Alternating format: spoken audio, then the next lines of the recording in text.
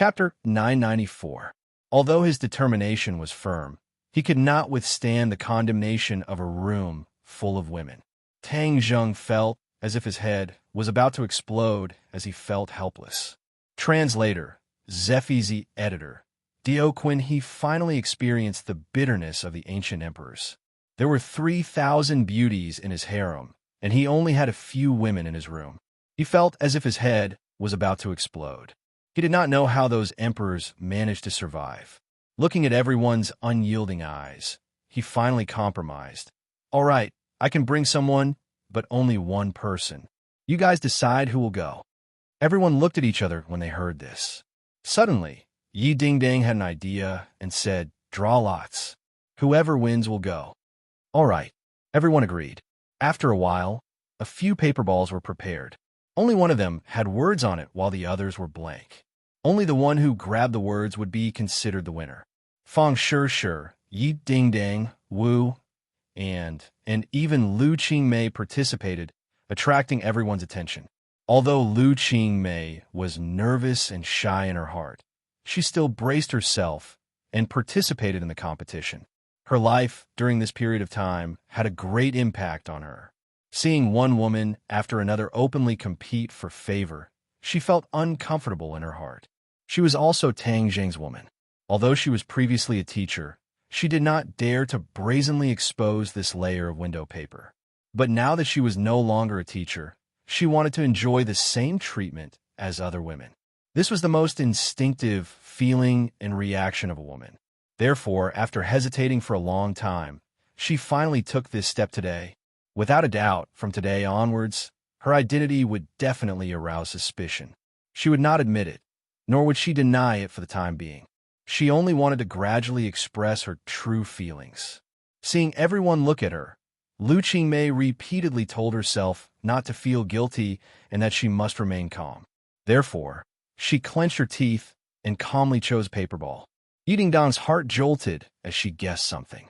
She exchanged a glance with Fang Shi and couldn't hide the shock in her heart. Could it be that Lu Laoshi and Tang Zheng? They instantly realized that they had been fooled. It turned out that there was a huge competitor hidden by their side all along. Like them, this competitor had known Tang Zheng the longest. She was even more of a threat than An, whom they had always been wary of. Yi Dingdang was like a kitten whose tail had been stepped on. Her entire body bristled, and she almost jumped up. If not for the fact that there were so many people around, she would have jumped up and questioned Tang Zheng. At this moment, she could only glare fiercely at Tang Zheng. Tang Zheng did not expect that Lu Qingmei would actually take this step. Although he was shocked, he did not blame her. As a man, how could he blame his own woman? She did this because she had her own concerns. Tang Zheng would definitely stand behind her unwaveringly. Looking at Yi Dingdang's gaze, Tang Zheng looked down and pretended not to see it. Wu Junshan and Lan Yu looked at each other, unable to hide their surprise and worry. They sighed inwardly and could only smile bitterly. Their romantic debt was increasing. When would it end? Empyrean Fairy expressionlessly glanced at them. Her heart was as clear as a mirror. As an outsider, she could see the most clearly. Although Tang Zheng and Lu Qingmei did not normally speak or act strangely, she was still able to detect some clues. Now that she saw it, it was exactly as she had guessed. She was not surprised, and her eyes were somewhat playful. After all, she was a person from ancient times. It was not strange for her to have 3 wives and 4 concubines. However, she had always been a firm believer in uniqueness. She did not fit in with the environment of her time. She hoped that her lover would only treat her well. No matter how outstanding the other party was, she would not accept a half-hearted person. However, she would not criticize Tang Zheng. She believed that this was a common characteristic of many men. He was not an exception. "All right, announce the results." Yi Dingdang impatiently opened the paper ball, but found that it was blank. It was difficult to hide her disappointment. She quickly turned her head towards Fang Shi and found that it was also blank.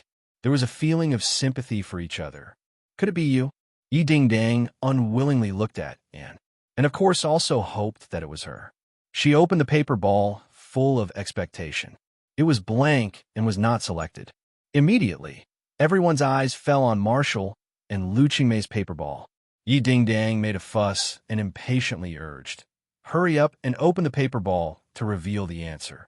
Marshall and Fong Shishir looked at each other, and Marshall was the first to open the paper ball.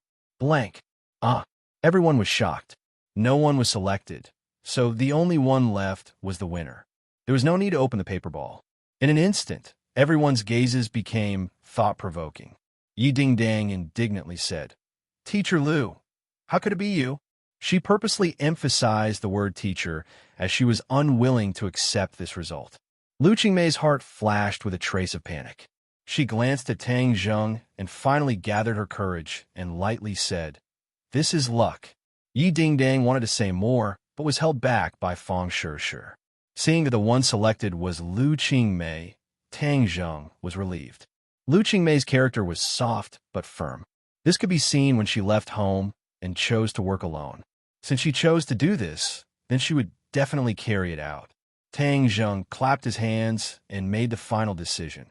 "Since the results are out, then, Teacher Lu, you should prepare. We will leave early tomorrow morning." Although the others were disappointed, they could not say anything. They had to accept their loss. That night, Tang Zheng heard a sound coming from the window. He suddenly opened his eyes and bitterly smiled. Without a doubt, it was definitely Yi Dingdang who liked to climb through the window. Sure enough, a fragrant wind assaulted his nostrils. He was immediately pressed down on the bed by Yi Dingdang with both of his hands locked. "Tell me the truth. What did you hook up with Teacher Lu?" Yi Dingdang was like a tigress. Seeing Yi Dingdang, who was inches away, Tang Zheng bitterly smiled. "What do you mean by hook up? It's so unpleasant to hear." Yi Dingdang opened her eyes wide and said, "We did something bad, and you still want me to find a good word? No way. Don't change the topic and tell me the truth." How could Tang Zheng allow her to control the situation? He withdrew his hands and freed himself from her grasp. He flipped over and pressed her down on the bed. He pretended to be fierce and said, "After not being beaten for 3 days, you climbed the roof and tore the tiles. You even secretly climbed through the window. Are you addicted? Hi hey, for a flower thief like you, this great hero will properly punish you." After he finished speaking, he moved his hands up and down. Yi Dingdang immediately cried out and continuously struggled to resist. However, how could she escape from Tang Zheng's evil claws? After a while, she became a naked Shao by sheep and was ruthlessly punished by Tang Zheng. Yi Dingdang also seemed to have forgotten the purpose of this trip. She was immersed in wave after wave of pleasure and completely lost herself. The next morning, Tang Zheng was refreshed. The battle last night ended with him winning. Although Yi Dingdang tried to seize the initiative several times, she was subdued by him one by one. In the end, she threw away her helmet and armor and became like water. But when the sky was about to brighten, she resisted the soreness of her body and secretly climbed through the window to return to her room. Looking at her clumsy appearance, Tang Zheng could not help but laugh. Yi Dingdang continuously glared at him. Tang Zheng and Lu Qingmei said goodbye to everyone. After walking a distance, Lu Qingmei took the initiative to hold Tang Zheng's hand. Tang Zheng stopped and looked at her eyes that were curved like autumn water. His heart warmed and he hugged her. Under the sunlight, the two people tightly hugged each other, feeling each other's body temperature and heartbeat. Lu Qingmei very much enjoyed the feeling of tightly hugging him under the sunlight. It was like an underground relationship that finally came out into the light and was no longer sneaky. "I want to always openly walk with you like this and hug each other," Lu Qingmei whispered in his ear. Tang Zheng kissed her earlobe and said softly, "As long as you want it, it will definitely come true." Actually, after making that decision and action last night, she was still a bit nervous. She was worried that Tang Zheng would blame her, but she just could not suppress the feelings in her heart. But after hearing his words, the passion in her heart was suddenly released. She wanted nothing more than to knead him into her body. "In the past, I always wanted to secretly like you. It was enough to enjoy the happiness of being married. But you are kind of poison. Once I touch you, I will never be able to give up. Even if I am a moth flying into a flame, I am still willing. I'm not satisfied with the happiness of being married. My only hope is to be able to walk under the sun. Lu Qingmei emotionally said. Tang Zheng's heart was filled with tenderness as he deeply kissed her. After a long time, their lips parted and Tang Zheng firmly said, I promise you, I will give you everything you want. After being warm for a long time, the haze in Lu Qingmei's heart was finally blown away by the wind, turning into eyes that filled the sky. Even her pores were filled with joy and vitality. The two people hand in hand arrived at the agreed place. Wang Guanxuan had been waiting for a long time. When he saw Tang Zheng walking over with a beautiful woman, he was incomparably astonished. Wang Guanxuan's several colleagues' eyes were fixed on Lu Qingmei's body. They could not hide their amazement. These archaeologists were originally dull. Their usual work was more related to dealing with antiques. How could they have the opportunity to see so many beautiful women? Moreover, they had stayed in the vast sea for several months. When they saw a sow, they would think it was a jiaochuan. Moreover, a great beauty like Lu Qingmei was even more shocking. They felt that she was a fairy that had descended to the mortal world. Ever since Lu Qingmei started cultivating, her skin and temperament had undergone a huge change. She lost the immaturity of a young girl and gained a mature charm. However, she was not completely mature, causing people to feel a rush of excitement at a glance. This is? Wang Guanxuan curiously asked. My girlfriend, Lu Qingmei. Tang Zheng generously introduced. Lu Qingmei gratefully glanced at Tang Zheng. This girlfriend was undoubtedly a response to her heartfelt words. He wanted to let her walk under the sun with her head held high. He, junior brother, is really lucky to have such a beautiful girlfriend. Wang Guanxuan praised. Can I bring her along? Chapter 995. Marshall reluctantly left Tang Zheng's embrace, but she still held onto his hand tightly. Under the watchful eyes of the crowd, she was unwilling to let go. Feeling her attachment, Tang Zheng felt a warm current flow through his heart. On the other side, Linger also tightly hugged one of his arms.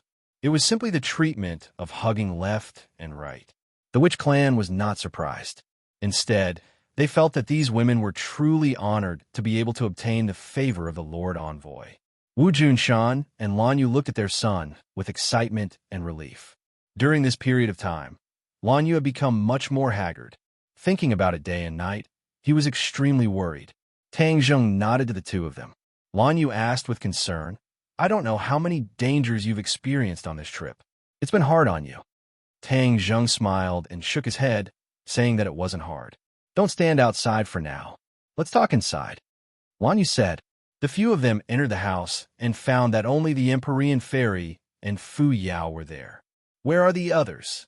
Tang Zheng asked curiously. Those women of yours have not returned from their trip to the island. Yi ding dang and are like stalkers all day, staring at each other. If one of them goes out, how could the other not follow? The Empyrean Fairy said calmly. Tang Zheng shook his head and smiled bitterly. Only the Empyrean Fairy dared to speak so unscrupulously in front of him. I didn't expect your trip to the Ghost Realm to end so quickly. The Empyrean Fairy sat up straight and looked at Tang Zheng with interest. Although the Empyrean Fairy had never been to the Ghost Realm, she had heard a little about it. She did not think that it was some kind of paradise. It was a place of true danger. The fact that Tang Zheng had returned so quickly and safely was truly out of her expectations. With the help of a noble, everything went smoothly. What noble? Although the Empyrean Fairy's cultivation was high, she had never been to the other world. Naturally, she was full of curiosity, and she couldn't hide her curiosity about the nobles. Wu Junshan, Lan Yu, and the others also widened their eyes and stared at Tang Zheng. Tang Zheng briefly explained the trip to the Ghost Realm. When a few of them heard this, they sucked in a breath of cold air, especially Lan Yu and Wu. Their expressions were especially worried. Wu grabbed onto Tang Zheng's palm and broke out in cold sweat. It's so dangerous. Don't go to that damned place again, Marshall said with lingering fear. Lan Yu hurriedly agreed. That's right. The ghost realm is too dangerous. Don't ever go there again. After all, the Tenyama Kings are not to be trifled with. If they plot against you, it'll be too late for regrets. Master is really amazing. Ling Er was innocent and didn't feel that it was too dangerous. Instead, she felt that her master was an unparalleled hero. The Empyrean fairy listened with great interest. Her eyes became brighter and brighter. She suddenly nodded and said, "So the ghost realm not only has the 10 Yama Kings, but also an even more powerful Dizong of Goguryeo. This is really surprising. With the Dizong of Goguryeo upholding justice, the two realms are at peace. This is definitely a good thing for us. We don't have to worry about the ghost realm for the time being." After pausing for a moment, the Empyrean fairy changed the topic and said, "However, the ghost realm still has the 10 Yama Kings. In the future, there might be some unforeseen events. Therefore, we can't let down our guard. With the Dizong of Goguryeo presiding over the situation, there shouldn't be any unforeseen events, right?" Tang Zheng felt that the Empyrean fairy was making a mountain out of a molehill. The Empyrean fairy smiled. "I've seen too many people and too many things in the past. The ghost realm isn't much different from the human world. Everything is developing and changing. The Dizong of Goguryeo can preside over the situation now, but it doesn't mean that he can in the future. Therefore, we still have to be fully prepared." Wu Junshan, who had been silent all this time, finally spoke. Fu Yao's words make sense. Humans are the most fickle, and ghosts are no exception. It's too early to discuss this matter. Tang Zheng didn't want to talk more and changed the topic. "You didn't tell anyone about my trip to the ghost realm, right?" "According to your instructions, we didn't tell anyone." "That's good." Tang Zheng breathed a sigh of relief. He didn't want Yi Ding Dang and the others to worry about him. Just as they were talking, the door was pushed open and in walked in angrily. She said indignantly, "Yi Ding Dang, don't go too far. Wherever I go, you go. Do you think I'm a spy?" Yi Ding Dang's clear voice came from outside the door. "Who said I thought you were a spy? This isn't your country. This is my country. I can go wherever I want. What can you do about it?" Annie was about to retaliate when her eyes suddenly stared blankly as she screamed. Like a rabbit, she jumped up with a so sound and pounced towards Tang Zheng. Looking at the aggressive, and Tang Zheng jumped up from the sofa and dodged to the side, and missed and fell on the sofa. Tang Zheng was shocked by this scene. When he left and followed him. Later, he asked Yi Ding Dang to keep an eye on her so that they could leave. They just met and actually pounced on him.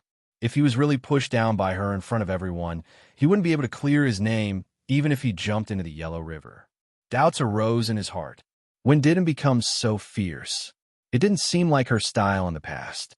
Although and dare to do things, she still had the blood of the royal family flowing in her body. She had the natural grace of a noble in the palace. How did she become like a violent leopard? However, he didn't know how much his life had changed during this time. Ever since she openly announced that she liked Tang Zheng in front of everyone and wanted to pursue him, Yi Ding Dang had listed her as the #1 enemy. That was why she gave up on the island trip and stayed behind a guard, and so that she wouldn't have a chance to take advantage of any loopholes. And couldn't beat Yi Ding Dang in a fight. She was also no match for Yi Ding Dang in a brutal way. Being watched every day almost drove him crazy, but she couldn't do anything about it. If looks could kill, Yi Ding Dang would have been riddled with holes and died countless times. Yi Ding Dang knew that she couldn't do anything to and so she took a step back and took this kind of non-violent action. While Tang Zheng wasn't around, it was best to annoy and then pack up and leave. That was the best outcome. But in the end, what Yi Ding Dang didn't expect was that although and was on the verge of going berserk every time, in the end, she took a few deep breaths and actually endured it. A dignified princess actually endured such a huge grievance. If she wasn't her love rival, Yi Ding Dang would have to admire her. Yi Ding Dang couldn't do anything about it, but she became even more vigilant. Hearing Anne scream, Yi Ding Dang also suddenly saw Tang Zheng on the sofa. Before she could react, she realized that and had actually rushed towards Tang Zheng. Yi Ding-dang was so angry that smoke was coming out of her 7 orifices. 3 words popped up in her mind: shameless. Seeing that and missed, Yi Ding-dang finally laughed gloatingly. She slipped and also rushed in front of Tang Zheng. Like a swallow returning to the forest, she threw herself into his arms and winked at, and, as if showing off. When and saw that Yi Ding-dang had caught up with her, she angrily glared at Tang Zheng, as if blaming him for not understanding the situation and avoiding her. A fragrant scent entered his nose as a soft body fell into his arms. Tang Zheng subconsciously hugged Yi Ding-dang, and her hands hooked around his neck. Ahem!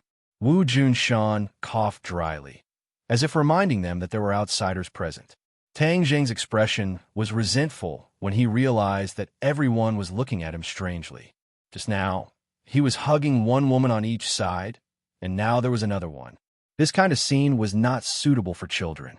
Stand still. How old are you? Still making a fuss. Tang Zheng pretended to be serious as he reluctantly let go of the softness in his palms. Yi Ding-dang smiled sweetly and said coquettishly, "You still dare to scold me? Humph, you have no conscience. To think that I was so worried about you." Tang Zheng resentfully said in a low voice, "So many people are watching." Yi Ding-dang bit her lip and glared at him.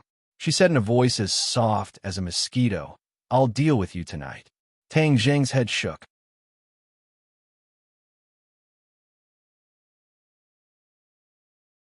Chapter 996. The moon was bright and the stars were sparse as a rustling sound came from the window. Tang Zheng suddenly opened his eyes as he guessed that there was someone outside the window. Ka! The window was gently pushed open and a person jumped in. His movements were swift and vigorous. Tang Zheng did a carp flip as he jumped off the bed and grabbed the person's shoulder. With a shoulder throw, the person was thrown onto the bed. He quickly followed up and reached out with his large hand, grabbing the other person's neck. The series of actions flowed smoothly like water. "Io!" A cry of alarm sounded. "What are you doing? Are you going to kill me?" "Ding-dang, why is it you?" Tang Zheng was startled by this voice as he thought that an enemy had sneaked in. He never thought that it would be this girl. Tang Zheng quickly turned on the lights and saw Yi Ding-dang lying on the bed. Her clothes were messy and her nightgown was rolled up to her thighs, revealing her 2 shining white thighs. "Why can't it be me?" "Hung, you were waiting for someone else to come, right?" "Enter Wu." Yi Ding-dang angrily stood up as her almond eyes widened. "Nonsense. There's no such thing." "Hung, don't say you didn't think about it." Yi Ding-dang glanced at him as if she had already seen through his thoughts. Tang Zheng didn't know whether to laugh or cry as he looked at her beautiful appearance under the light. His heart moved as he hugged her slender waist. "What are you doing?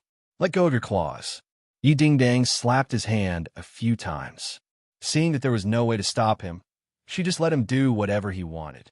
Looking at Yi Ding-dang, who was just inches away, Tang Zheng's breathing couldn't help but become heavier as he said, "Did you miss me? So you specially snuck in to climb my window? Who missed you? Shameless." Yi Ding-dang gave a hung and turned her head away, but the expression between her eyebrows betrayed her. She really missed him. After being apart for such a long time, it was better to be apart than to be newly married. This kind of feeling could only be understood by those involved. "But I miss you." Tang Zheng stared intently into her eyes, his voice full of emotion. Yi Ding-dong's cheeks reddened as she said, "Who asked you to think about it? You're thinking about Anne, right? Hey, you still talking about her? I think you're asking for a beating." Tang Zheng immediately put on a straight face and slapped Yi Ding-dong's butt. Pa! The slap was clear and loud in the night. Yi Ding-dang felt as if she had been electrocuted.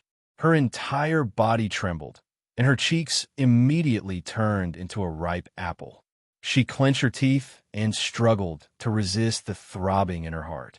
Tang Zheng's head swayed as he took the opportunity to press her down on the bed. Yi Ding-dong's hands were pressed against his chest, but she still couldn't resist his evil claws. Very soon, her body and mind completely fell. The moonlight shined in from the window and shined on the 2 bodies on the bed. The moon seemed to be shy as it secretly hid in the clouds, leaving only the two naked bodies tossing around each other under the light. "I-oh!" Suddenly, Tang Zheng softly cried out, "What are you doing?" He saw Yi Ding-dang biting his shoulder, 2 rows of snow-white teeth, leaving 2 rows of teeth marks on his shoulder. Yi Ding-dong's eyes revealed a proud expression as she breathed out and said, "Who told you to toss me around and flirt with other women? This is your fate. Are you a dog? You're the dog." Yi Ding-dang bared her teeth as if she wanted to take another bite. "Good, you bit me, so I'm going to bite you." Tang Zheng suddenly lowered his head and opened his mouth. "Ah, you can't bite there. Ah." At daybreak, Tang Zheng walked out of the room with a faint smile on his face. He was reminiscing about last night's exciting battle. Yi Ding-dang was like a little pepper. She was really hot enough to leave him with a rich aftertaste. His pure yang energy was completely appeased for the time being. He felt refreshed, and his spirit was 100 times better. Yi Ding-dang walked down from the 2nd floor.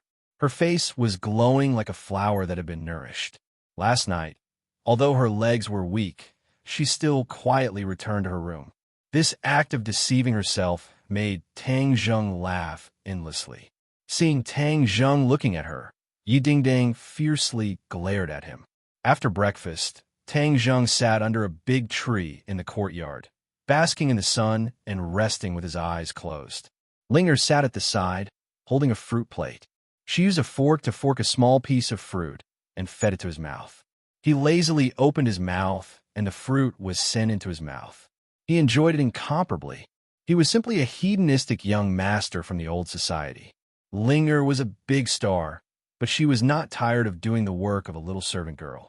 Her face was brimming with a smile that was even brighter than the sun. Yi Ding-dang looked at the two of them at the door and helplessly shook her head. Linger was really hopeless. Was there a need to spoil him like this? How could Tang Zheng bear to order such an innocent and cute little girl around like this? And sat at the side and did not have this kind of treatment. On the contrary, because of Linger's existence, she almost could not get a word in edgewise. Yi Ding-dang was happy to see and suffer, so she hid at the side and snickered. "Who is it? Stop!" Suddenly, the voice of a witch clan warrior came from outside the courtyard. I'm looking for someone." A man said submissively. "Who are you looking for?" "Tang Zheng." "Why are you looking for our Lord Messenger?" "Lord Messenger?" The man was obviously stunned. He was at a loss and did not know what to do. Tang Zheng recognized this voice. It was his former tutor, Yin Liang. However, he did not want to pay attention to him. After all, they were practically from 2 different worlds. There is no need to ridicule each other for their past disputes. The school hasn't given up yet. Are they still trying to persuade me to go back to school? Tang Zheng could not help but laugh. His life now was too dangerous and exciting. School life seemed like child's play to him. Moreover, the school had already revoked his student status. He really did not have much interest in it. "Go and tell Tang Zheng that Qi Shaowen wants to see him." Another old voice sounded. Tang Zheng shot up from his chair and exclaimed in a low voice, "Professor Qi, why is he here?" He quickly walked to the door. As expected, Professor Qi Shaowen and Yin Liang were standing at the door. Yin Liang was very uneasy. He did not know where to put his hands and feet. Qi Shaowen's hair was gray, but his expression was calm. He stood there proudly. Yin Liang's aura paled in comparison. "Professor Qi, why are you here?" Tang Zheng greeted him warmly. Qi Shaowen saw Tang Zheng, and a smile appeared on his face. He teased, "It's not easy to see you. You even have guards." "Professor Qi, you must be joking. I have no choice. The capital city has not been peaceful recently." "Yes, too many things have happened in the capital city recently. It's as if the world has been turned upside down." Qi Shaowen sighed. His gaze involuntarily fell on Ling. She stood aside obediently with a plate of fruit. She was very attractive. "Brother, do you want some?" Linger asked while forking a piece of fruit. In front of outsiders, she would automatically call him brother. This was something Tang Zheng had repeatedly reminded her. She finally remembered it. "I'm not eating. You go back to the house first." "Oh, I'll feed you later." Ling carried the plate of fruit and floated away like a fairy. Only her beautiful back could be seen. In the eyes of Qi Shaowen and Yin Liang, The significance of this scene became extraordinarily significant. Qi Shaoan had seen Tang Zheng's tricks. He was slightly surprised, but did not pay much attention to it. Yin Liang, however, recognized Tang Ling, who had been appearing frequently recently. Her popularity had spread far and wide. Although Yin Liang was not a fan of celebrities, he was still a young man. It was not difficult for him to recognize her. Tang Ling, was even prettier in person than on screen. But why was she so nice to Tang Zheng? She was like a maid serving him. This did not make sense. She was a superstar. Were they filming a movie? Seeing that Qi Shaoan had been invited into the courtyard, Yin Liang followed him in shamelessly. Princess, and you're here too. Qi Shaoan nodded at Anne. He knew her, and stood up and returned the greeting politely. Professor Qi, nice to meet you. Yin Liang's brain shut down. Didn't Yin come back to China? Why was she at Tang Zheng's house? Tang Zheng was indeed a powerful man, but he could not be this powerful. Not only did he have a superstar as his maid, but he also had a European princess as his mistress. After both of them were seated, Ling walked out with a cup of tea. She said in a crisp voice, Grandpa, please have some tea. Qi Shaoan smiled happily. Okay, thank you, young lady. When Yin Liang saw Ling was serving him tea, he hurriedly stood up. His face was as red as a tomato. He took the cup with trembling hands and sat down nervously. Professor Qi, long time no see. You look better, said Tang Zheng. Qi Shaoan shook his head and sighed. I'm old and useless. I have to admit that I'm old. You're a leading figure in the archaeological field. You're a walking treasure trove. You're not old at all. So many people are counting on you to teach them a thing or two. Qi Shaoan smiled in relief and started chatting. Yin Liang could not get a word in edgewise. He sat awkwardly, as if he was sitting on pins and needles. The two beautiful women sitting opposite him were too intimidating. Yin Liang's usual bossy attitude toward students was completely gone. He felt a little breathless. Tang Zheng, let's not beat around the bush. I'm here on a commission, said Qi Shaoan. Oh, what's the matter? Qi Shaoan glanced at Yin Liang and said, the school still hopes that you can go back to school. After all, your grades have always been excellent. The school doesn't want to lose a talent like you. As for the cancellation of your student status, it's all a misunderstanding. The person who did it has already been punished.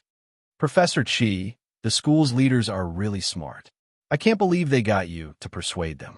Tang Zheng smiled and teased. Everyone knew that Tang Zheng was close to Professor Qi Shaoan. He was indeed the most suitable person to persuade them. Actually, I think that university life is still necessary. Although I know that you can't study forever, you can still study as long as you can. This is a life journey. You shouldn't give up halfway, Qi Shaoan advised. Yin Liang felt as if he had just woken up from a dream. Only then did he remember his mission. He nodded hurriedly and said, Professor Qi, you're right. University life is still necessary. Tang Zheng glanced at Yin Liang casually. Yin Liang's heart skipped a beat. He quickly shut his mouth and laughed dryly. The school's attitude is very open-minded. If you have any concerns or requests, feel free to tell us. The school will try its best to satisfy you. Qi Shaoan continued persuading him earnestly.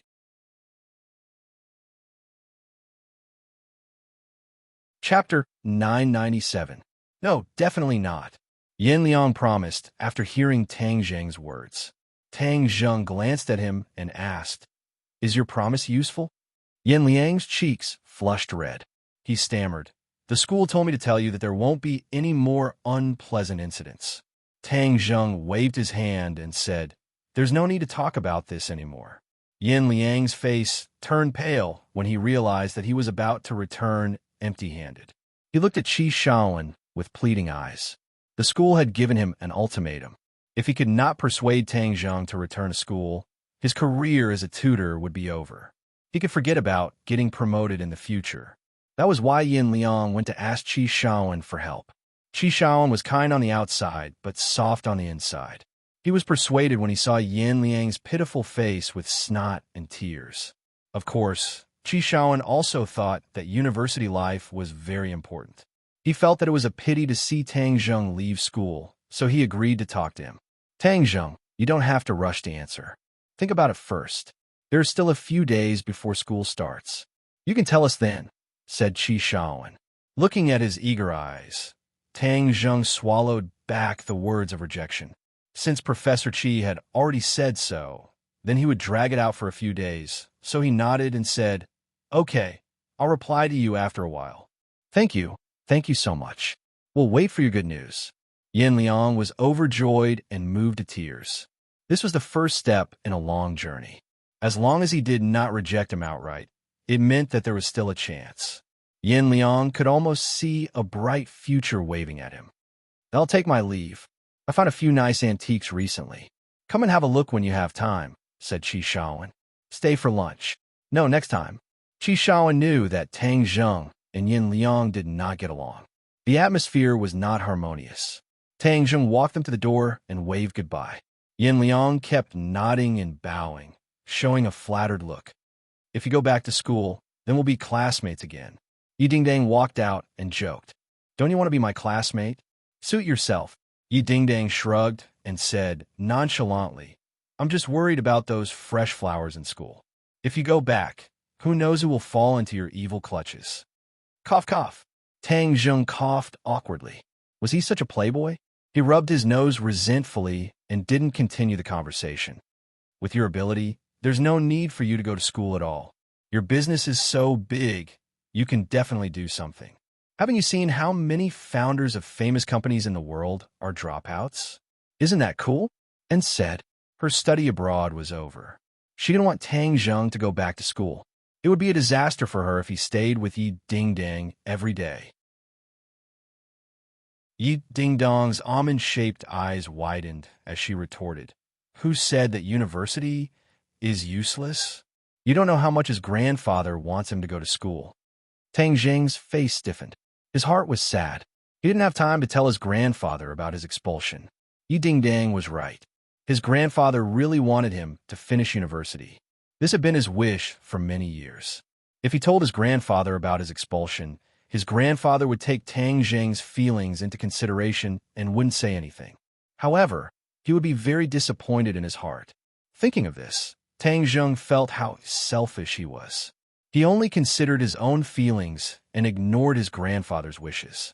"I haven't seen my grandfather in a long time. I want to go to the island. Moreover, school is about to start, so I need to bring Shur and the others back." "You want to go to the island? I'll go with you. I haven't been there before." Yi Dingdang immediately volunteered. "I'll also go," and said, not to be outdone, "None of you can go. I'll go alone, and we'll be back soon. Moreover, it will be in a way that you will never expect." Tang Zheng said mysteriously, "What way?" "Let's keep you in suspense first." "Humph," deliberately mystifying. Yi Dingdang glared at him. Tang Zheng walked straight to the backyard. The others followed him. They wanted to see what he was going to do. Standing in the backyard, Tang Zheng looked around. Then he circulated his qi. Whoosh, whoosh, whoosh. Several streams of qi shot out in all directions. In the blink of an eye, several complex patterns appeared on the ground. They flickered a few times and then disappeared. The others stared with wide eyes, but couldn't see anything. "Tang Zheng, you're setting up an array?" Empyrean Fairy suddenly walked over. Her eyes lit up as she stared at the ground. "You saw through it?" Tang Zheng clapped his hands. "Success. What kind of array is this? It seems to have some skill." Empyrean Fairy curiously asked, "You can't recognize this array?" Tang Zheng was surprised. "There are thousands of arrays. How can I recognize all of them?" "Then allow me to keep you in suspense. You'll know soon enough." Empyrean Fairy frowned. Seeing that Tang Zheng had made up his mind, she didn't ask any more questions. However, her curiosity was completely aroused by Tang Zheng. She walked around the backyard a few times, but still couldn't see anything. "I'm going to the island to pick someone up. You guys stay at home. I'll be back soon, and I'll be back in an unprecedented way." Tang Zheng smiled mysteriously. Yi Dingdang grabbed him and threatened, "You still dare to keep us in suspense? Are you going to tell us or not? What's going on?" Tang Zheng raised his neck like a martyr. He said vehemently, "I won't give in to force. I won't tell you." Seeing his comical appearance, Yi Dingdang pinched him hard and said, "You're getting more and more cunning." You're going back to the island? Say hello to the people on the island for me. Wu Junshan, Lan Yu, and the others walked over. Many of Wu Junshan's subordinates were still on the island, so they couldn't help but miss them. Don't worry. It'll be easy for you to see them in the future. How is that possible? Lan Yu was in disbelief. The capital was thousands of kilometers away from the island. One had to switch between many different modes of transportation. It was truly troublesome to make a trip back and forth. How could it be easy? Seeing that they didn't believe him, Tang Zheng didn't point it out. He waved his hand and strode out of the villa. In the blink of an eye, he had left the capital. He then flew toward the island on his sword. Not long after, he arrived above the vast sea. The azure sky and the seawater formed a beautiful contrast. It was exceptionally magnificent. Looking down from above, he saw a lush island in the distance. This island was like a pearl in the middle of the vast sea. Whoosh! Tang Zheng turned into a streak of light and dove down. Boom! A ray of light shot up from the island and blocked Tang Zheng's path, causing him to be sent flying backwards. This is Gue Qinsui's defense. Tang Zheng secretly praised. Who dares to trespass into my territory? Gue Qinsui's voice rang out. In the vast sea, it was clearly transmitted to Tang Zheng's ears. Gue Qinsui, it's me. Tang Zheng didn't want to have more conflicts and directly revealed his identity. Upper Immortal, it's you? Gue Qinsui cried out in surprise. The light dissipated.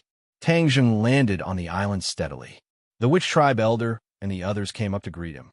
The big movement just now had completely alarmed the people on the island. Lord Messenger, why are you here? The Witch Tribe Elder led the Witch Tribe people to bow their heads. Tang Zheng quickly held him and said, Elder is too polite. Everyone get up. I haven't seen you for a long time. I'm here to visit you. The Elder was extremely moved. Thank you for your concern. Tang Zheng. A pleasantly surprised voice came from behind, causing Tang Zheng to turn around abruptly, only to find Fang Shishir and Lu Qingmei looking at him affectionately. Brother. Another petite figure came out from between the two.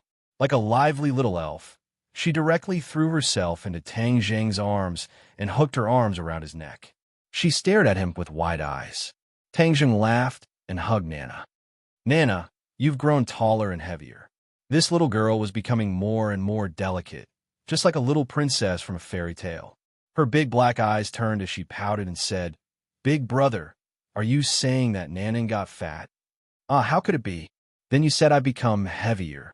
Because you've grown taller, that's why you become heavier. Nana suddenly understood and smiled. That's good. Nana doesn't want to become fat. Nana needs to be thin. Only then will she be beautiful. What does a little girl like you know about beauty?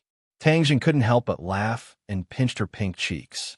Fang Shishir and Lu Qingmei looked at Tang Zheng in a daze. Seeing that his embrace was completely occupied by Nana, they couldn't snatch his embrace from a little girl. They could only helplessly look at the two of them with a smile. All right, come down. Tang Zheng put down Nana. The little girl was reluctant to part with him and pouted. Tang Zheng stretched out his arms and tightly hugged Fang Shishir. Fang Shishir closed her eyes sweetly and snuggled against his broad chest, a sweet smile appearing on her lips. I'll come to pick you guys up, Tang Zheng said softly. Fang Shishir leaned her head on his shoulder and whispered, I missed you. After saying this, she wrapped her arms around his waist. I missed you too. Tang Zheng hugged her tightly as if he wanted to rub her into his body. Seeing that everyone was looking at her, Fang Shishir was both happy and shy. She whispered, Everyone's looking. Tang Zheng didn't care and said, Let them look. Lu Qingmei's eyes were fiery as she looked at this scene with envy. If only she was in that embrace. But because of her identity, she couldn't openly lie in that warm embrace. Thinking of this, she couldn't help but feel a little disappointed. Tang Zheng raised his head and happened to see Lu Qingmei. His heart moved, and he let go of Fang Shishir. He strode in front of Lu Qingmei and hugged her in his arms. Lu Qingmei's body stiffened and her heart suddenly tightened, as if it was about to stop beating. Her cheeks were red like fire. She didn't expect that Tang Zheng would dare to do such a thing in front of everyone. She was at a loss for a moment. Sister May, I missed you too, Tang Zheng whispered in her ear.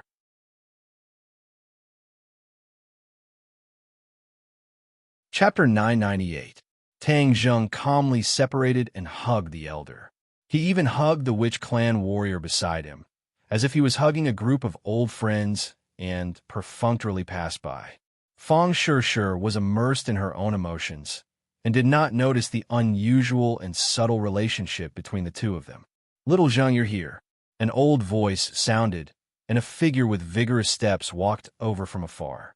Tang Zheng's expression changed slightly. He became excited and quickly welcomed the person, cheering, "Grandfather!" Tang Dahai's mental state was much better than before. He was in high spirits, and even the wrinkles on his face were fewer. He laughed heartily at Tang Zheng. Tang Zheng hugged him and said excitedly, "Grandfather, I've come to see you. Little Zheng misses you so much." The reveal of his true feelings was moving. Tang Dahai patted Tang Zheng's back in relief and said, "You've matured a lot, and your body has become stronger." Tang Zheng giggled a few times and asked, "Grandfather, how is your body? Are you used to living on the island?" Tang Dahai forced a smile and said, "What's there to be unaccustomed to? The air is good. There's no need to inhale smog. The scenery is charming, and everyone takes good care of me, just like at home." Even though he said that, Tang Zheng could clearly see a trace of melancholy between his brows. His heart moved, and he understood that his grandfather's words were not sincere. With his personality, he would definitely not be used to living in this kind of place. Moreover, he did not even have a familiar friend, so he could not help but feel lonely. "Grandfather, this time I'm here to bring you back to live," Tang Zheng said impatiently as his heart ached. "Bring me back." Tang Dahai was shocked, then overjoyed, but his expression quickly darkened, and he said worriedly, "I heard that the environment in the country is very dangerous. When I go back, will I cause you trouble? I think it's better if I stay here. Having someone take care of me every day is already a blessing. I never dared to imagine such a life in the past." "Grandfather, don't worry. With me here, no one can hurt you." Tang Zheng patted his chest and promised. "Really?" Tang Dahai was skeptical. Tang Zheng laughed. "Grandpa, I'm here to pick you up. Don't worry." Tang Dahai breathed a sigh of relief and smiled as if relieved of a heavy burden. If that's the case, it's good to go back. Many buildings had already been built on the island, making it look like a holiday resort. Under the guidance of the elder, Tang Zheng gradually experienced the atmosphere of the island. The elder acted as a narrator, and the grass and objects gradually became lively under his introduction. "Elder, it's been hard on all of you. You've built such a big home from scratch." The elder laughed. "Lord Envoy, we are not at all tired. It is a wonderful thing for the witch clan to build their own home. If not for Lord Envoy, we would not have had this opportunity." After a pause, the elder continued, "Lord Envoy, according to your instructions, we have already established a holy land." "Oh, really?" Tang Zheng was shocked. This was just something he casually mentioned when he gave the spar to the elder. He did not think that he would actually start to establish it. He was truly a man of action. "We did it according to our own ideas. As for the specific improvements, we will make them after Lord Envoy points them out." The elder said modestly, "Let's go take a look at the sacred ground first." Tang Zheng was in high spirits, and the group of people walked towards the depths of the island.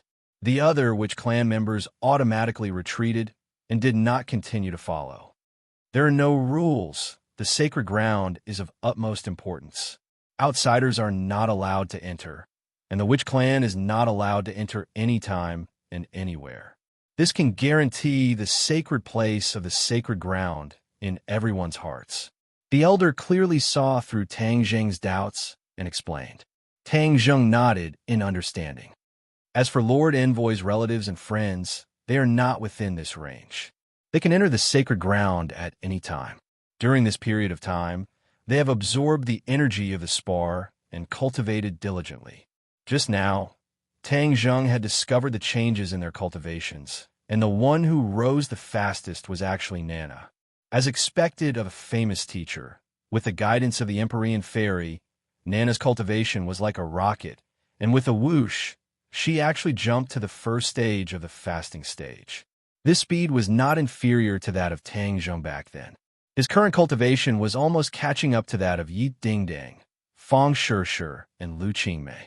The two of them had cultivated for a long time longer than Nana, but their speed was far inferior to that of Nana.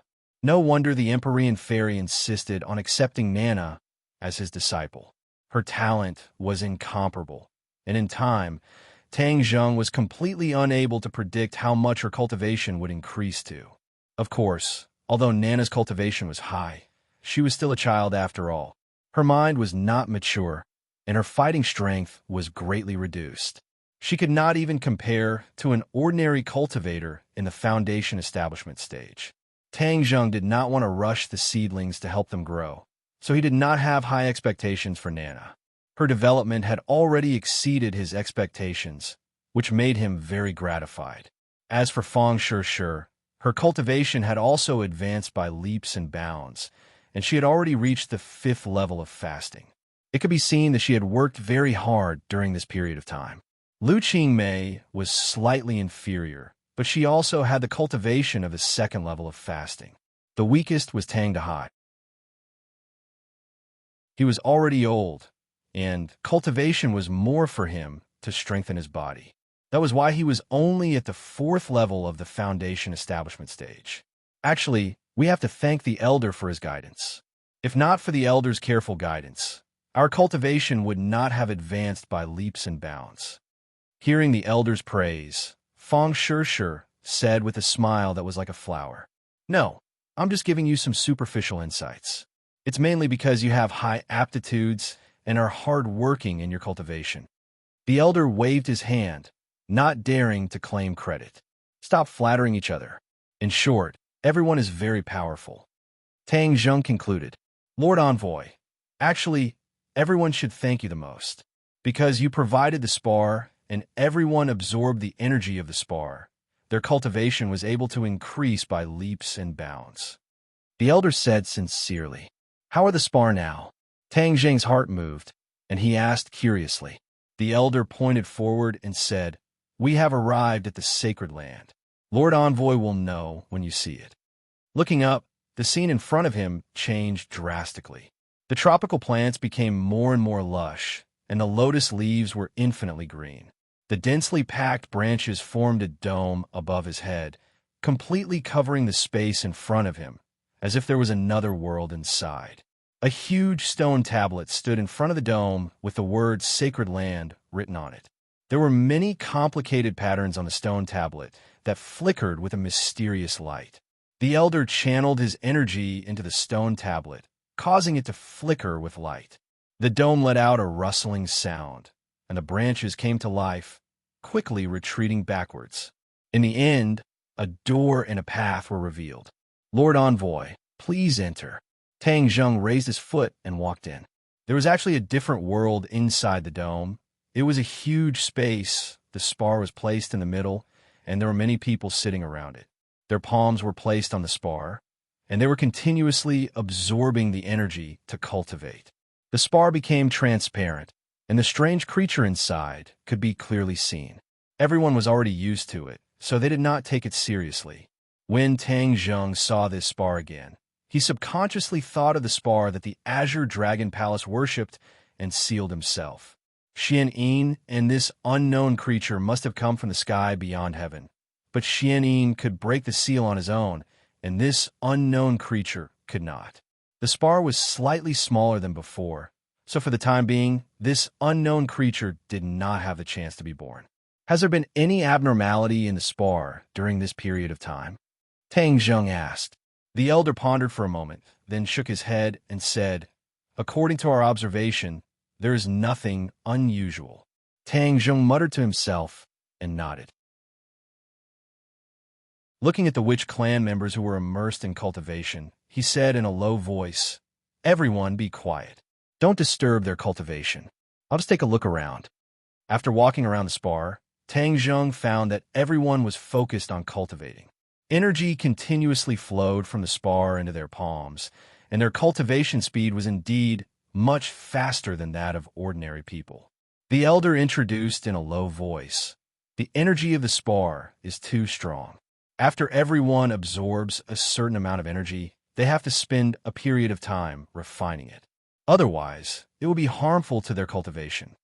Tang Zheng's cultivation was strong, so he refined the energy very quickly. He did not have this problem. So, everyone takes turns to come to the sacred ground to cultivate. Elder, your arrangements are very thoughtful. With you doing all this, I can rest assured. Lord Envoy, you flatter me. After wandering around for a while, the few of them left the sacred ground. The dome returned to its original state, blocking everyone's line of sight. Ever since we obtained the spar, our clansman's cultivation has risen to a new level. The entire Witch clan is grateful to Lord Envoy. The elder bowed slightly and said gratefully, Elder, if you say such polite words again, I will get angry. Tang Zheng deliberately kept a straight face. This old man misspoke. Please don't blame me, Lord Envoy. Sigh, if the clansmen who returned to the country had the chance to absorb energy, then our Witch clan would be even more powerful. The elder could not help but sigh with regret. Tang Zheng laughed. Elder's words are very right. We must treat everyone equally. The young elites of the clan must go to the secular world to gain experience, and the clansmen outside must also find time to come back and concentrate on cultivating. Cultivation is the foundation of cultivators. But this round trip is a long journey. Moreover, they don't have the ability to fly on their swords yet, Lord Envoy. It's too troublesome, Tang Zheng said mysteriously. This time, I specially came here to solve this problem, so as to avoid your worries. I will establish a passage between the island and the capital, and then you will be able to come and go without obstruction. Is there such a way? The elder was overjoyed. Of course, the transmission array can do this. Let's find a suitable location first. I'll set up the array. Tang Zheng did not delay and immediately found a suitable location nearby. Following the same method, the genuine Qi flew out and set up a transmission array on the ground in the blink of an eye. The elder watched all of this without blinking. He shook his head and did not recognize the array. He could not help but mutter to himself, Lord Envoy is truly powerful. He actually knows such a mysterious array. My worries are completely unnecessary. Ha! Tang Zheng clapped his hands and called out, Done. Let's wrap up. It's done just like that. No one could tell what was going on and could not help but be puzzled.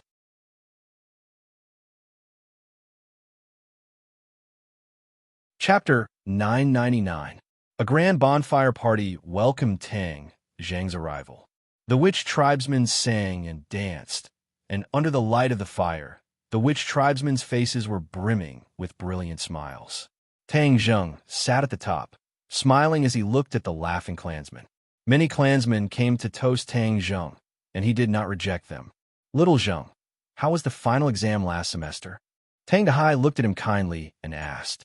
Tang Zheng was stunned for a moment, not knowing how to answer, because he did not take the final exam at all. What's wrong? Nothing. Tang Zheng was weak. He did not dare to look at the old man. Tang Dahai understood Tang Zheng very well. Seeing his reaction, he immediately understood that there was definitely a problem. He asked worriedly, Little Zheng, did something happen? Tang Zheng opened his mouth, but in the end, he did not say the word no. Since his grandfather had smelled it, he really could not say anything to lie. He took a deep breath and said, Grandfather, I'm not in school anymore. Not in school? Tang Dahai was so shocked that the cup in his hand fell on the table, and his expression changed greatly. How did you not go to school? Grandfather, don't be impatient. It's just a small accident. Seeing the old man's big reaction, Tang Zheng was shocked and hurriedly comforted him. Tang Dahai's face turned pale. He had always been proud of Tang Zheng for being admitted to a good university. Although his development later exceeded his expectations, Tang Dahai still hoped that Tang Zheng could study hard. He himself was not very cultured, so perhaps he had placed more of his hopes on Tang Zheng. Now that he heard this bad news, his entire body was in a bad state, as if someone had poured a basin of ice water on him. Suddenly, Tang Dahai let out a long sigh. He was full of persuasion, but he did not say it out loud. He said dejectedly, Little Zheng, I know you have grown up and have your own ideas on many things. Many of my opinions are not suitable, but if you have already made up your mind, then I will support you. Tang Zheng's nose turned sour, and he had already made a decision in his heart. He resolutely said, "Grandfather, I haven't finished speaking yet. The school matter has been resolved, and school is about to start. I will continue to go back to school." Really? Tang Dahai's worry turned into joy, and his face glowed again. Tang Zheng nodded firmly. Of course. People have to learn when they're alive. I can't fall behind. This is what my grandfather taught me since I was young. I've always remembered it. Tang Dahai was comforted and laughed heartily. You're really my good grandson. Fang Shishir took a deep look at Tang Zheng.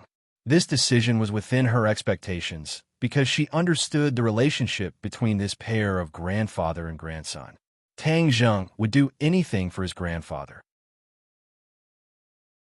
Whether Gu Guan truly wanted to return to school or to fulfill his grandfather's wishes, he would make this choice.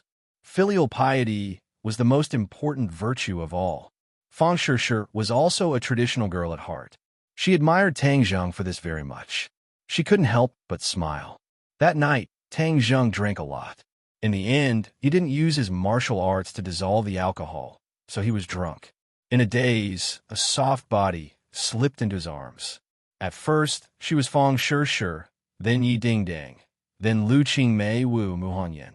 Each and every woman's charming face changed in front of his eyes, causing him to be intoxicated. The salty sea breeze blew in. Tang Zheng felt a trace of coolness. He opened his eyes in a daze and found that there was another person in his arms. Fang Shishir's lazy appearance was very charming. Fang Shishir felt his gaze and shyly opened her eyes. She smiled sweetly and leaned into his arms. She whispered, "Last night you were drunk. I helped you back, and then you did something bad. Look, this is the evidence." Following Fang Shishir's finger, Tang Zheng saw that the room was in a mess, with clothes scattered everywhere. Fang Shishir lightly punched his chest a few times and said, "Last night you were like a wild beast. Look at the marks you left on my body." As he said this, he stretched out his arm. Sure enough, there were a few marks. Tang Zheng gently stroked her arm and said with a pained expression, "I was drunk last night. I'm sorry I hurt you." Hee, but you're also very manly when you're drunk." Fang Shishir shyly lowered her head. "Is that so?" Tang Zheng shook his head and asked with an evil smile, "Last night, did you see that I was drunk and then had bad intentions towards me? What bad things did you do to me?" "It was clearly you who did bad things to me. You still have the nerve to blame me." Fang Shishir pretended to be angry. The two of them played for a while and rolled together again. After a long time, they got up and washed up. After breakfast, the group of people arrived in front of the transmission array. There were already a lot of people gathered here, and everyone was filled with anticipation towards the Lord Envoy. This is the transmission array. It will open up a passage between our island and the capital, and then we'll be able to travel freely. This is extremely important to us. Everyone can concentrate on cultivating on the island, and also go to the bustling city to train. Combining theory and practice, this way, our strength will not be a castle in the air, but a solid foundation. After Tang Zheng passionately explained for a while, everyone's emotions were stirred up, and their eyes burned with passion. Tang Zheng took a deep breath. This was the first time he had set up a transmission array, and this transmission array was different from the one in the Ghost Realm. This was because the transmission array in the Ghost Realm was very large and could teleport many people and resources, but the one he had set up was a miniature version and could teleport people and resources at once. This way, there wouldn't be a huge commotion. After all, the other side was the capital. If there was too much commotion and it attracted the attention of others, then the gains would not make up for the losses. Tang Zheng circulated his power and pointed his finger into the air. His true chi was injected into the array. Immediately, a faint light rose from the ground, but it was not dazzling. Under the illumination of the sun, it seemed almost negligible. Yesterday, Tang Zheng had asked the elders to select a group of which clan people, and he wanted to bring them back to the capital. This group of people were all extremely excited, and their eyes lit up as they watched this scene fervently. Everyone walked to the center of the array and stand there. Immediately, these people carefully walked to the center of the array. Tang Dahai and Fang Shishir were no exception. They all stood in the center of the array. Tang Zheng turned and said to the elder, "Elder, I've already told you the trick to activating the array. If you have any problems, you can come to the capital to find me through the array." "Yes, Lord Envoy, this old man understands. I wish Lord Envoy a safe journey." Everyone waved goodbye. Tang Zheng walked into the array and his power vibrated, completely activating the teleportation array. With a burst of violent fluctuations, a light flashed and everyone disappeared. In the capital, in the backyard of the villa, the mana fluctuated violently. Empyrean Fairy jumped out of the house with a whoosh and looked at this scene in surprise. Whoosh! In the next second, a group of people appeared out of thin air in the backyard. Yi Ding Dang and the others rushed over and saw this scene. They were all dumbfounded. Everyone suddenly realized that Tang Zheng was mysterious before. It turned out that the array he set up had such a wonderful effect that it could make people appear out of thin air. "What kind of array is this?" Empyrean Fairy asked impatiently. "Teleportation array," Tang Zheng said with a smile. He had already confirmed from Qi Yu and the inner demons that there was no teleportation array in the human world. This meant that it was unique to the ghost realm. No wonder even the Empyrean Fairy could not recognize this array. He did not know who invented this array. It was really powerful. People and things thousands of miles away could be teleported in an instant. It was more convenient and faster than any current transportation. If such a teleportation array was set up during a war, the army would directly descend from the sky and pierce the enemy's heart. There would be no need to fight the war. Empyrean Fairy recalled the 3 words teleportation array and was sure that she had never heard of it. She could not help but be secretly shocked. Could it be that he learned this from the ghost realm? Because he was sure that there was no such array in the human world. "Master!" Nana's voice interrupted the Empyrean Fairy's thoughts. Nana was like a little swallow that threw herself into the Empyrean Fairy's arms. A smile finally appeared on the Empyrean Fairy's cold face. "Master, Nana missed you so much. Nana has always remembered your teachings and has been working hard to cultivate. You are indeed a good disciple of Master."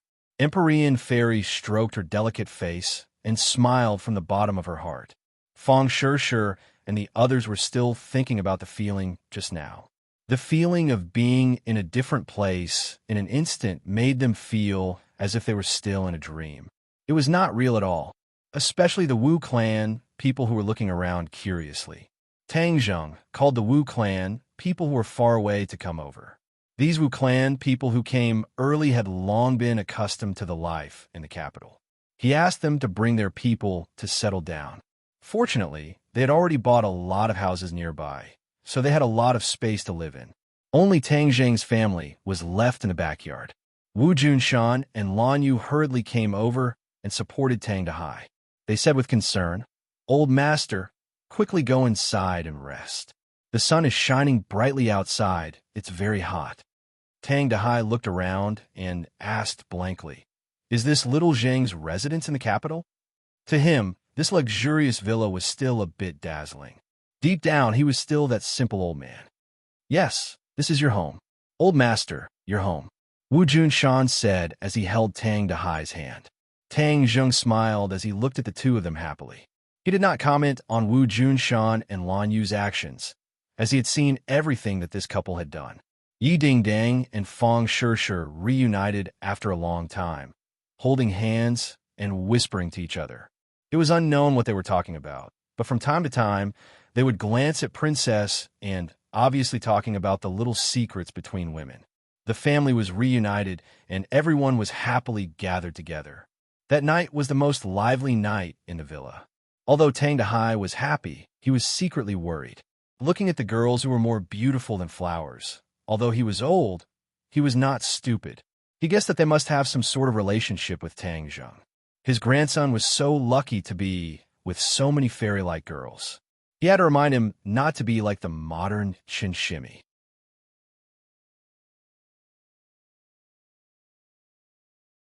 Chapter 1000.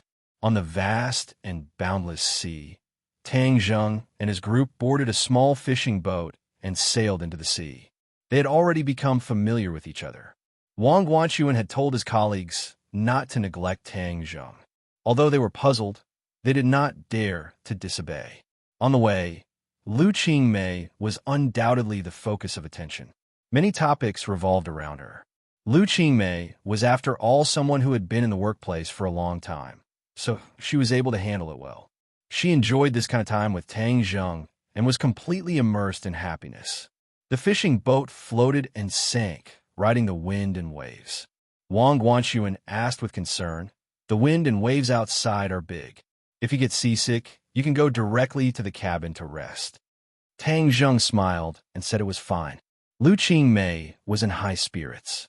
She stood at the bow and looked at the rolling waves. She stretched out her arms as if she was hugging the sea. She was enjoying it very much and did not look seasick at all.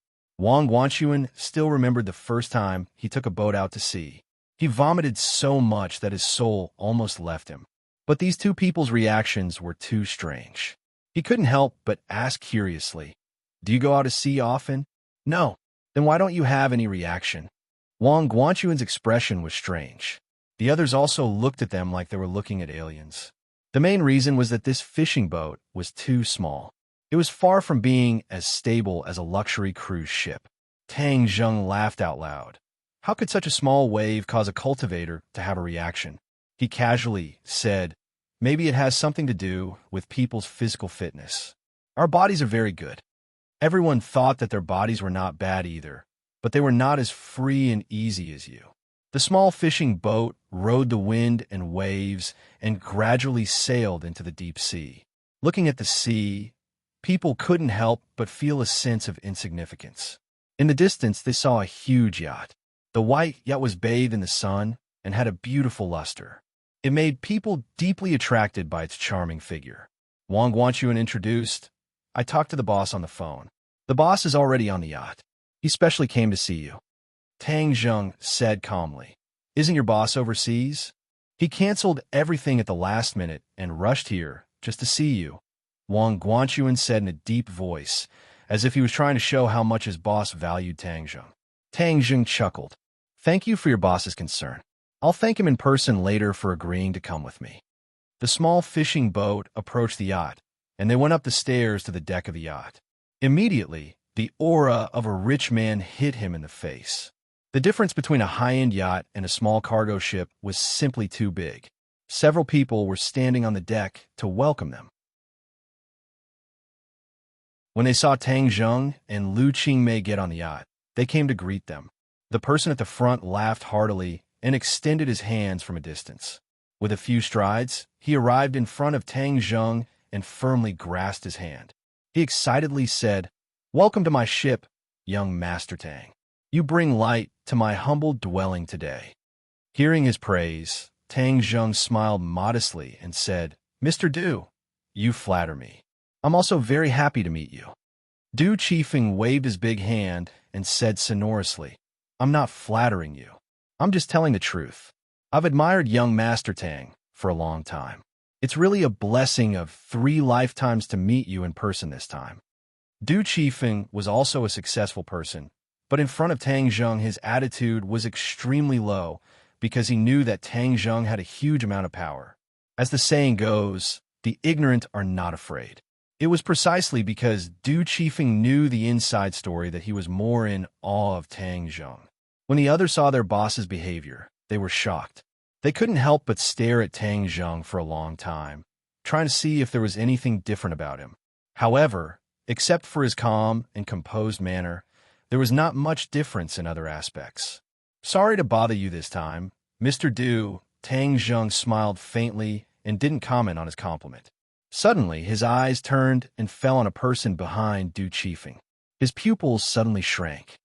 "It's you." His sharp eyes fell on the other party like a knife.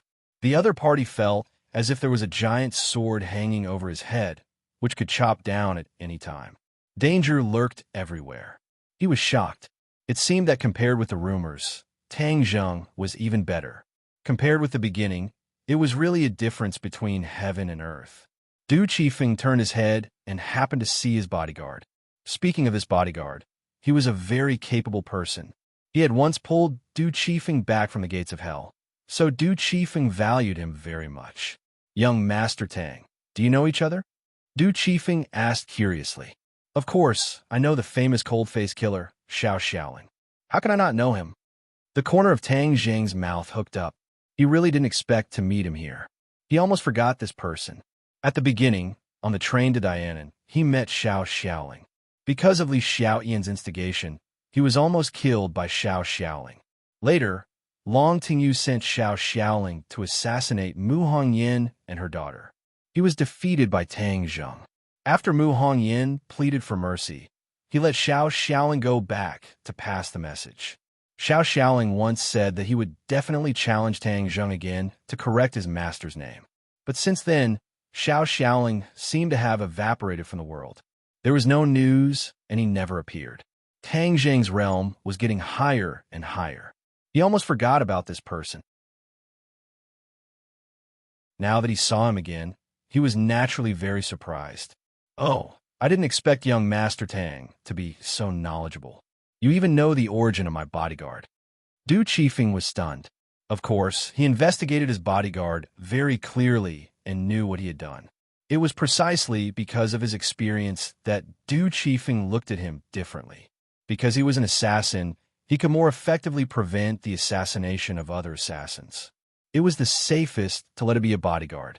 Xiao Xiaoling's expression was very complicated. After he was let go by Tang Zheng, he was obsessed with swordsmanship. He hoped that he could come up with a way to crack Tang Zheng and correct his master's name. But later, there were more and more rumors about Tang Zheng, which almost made his confidence collapse.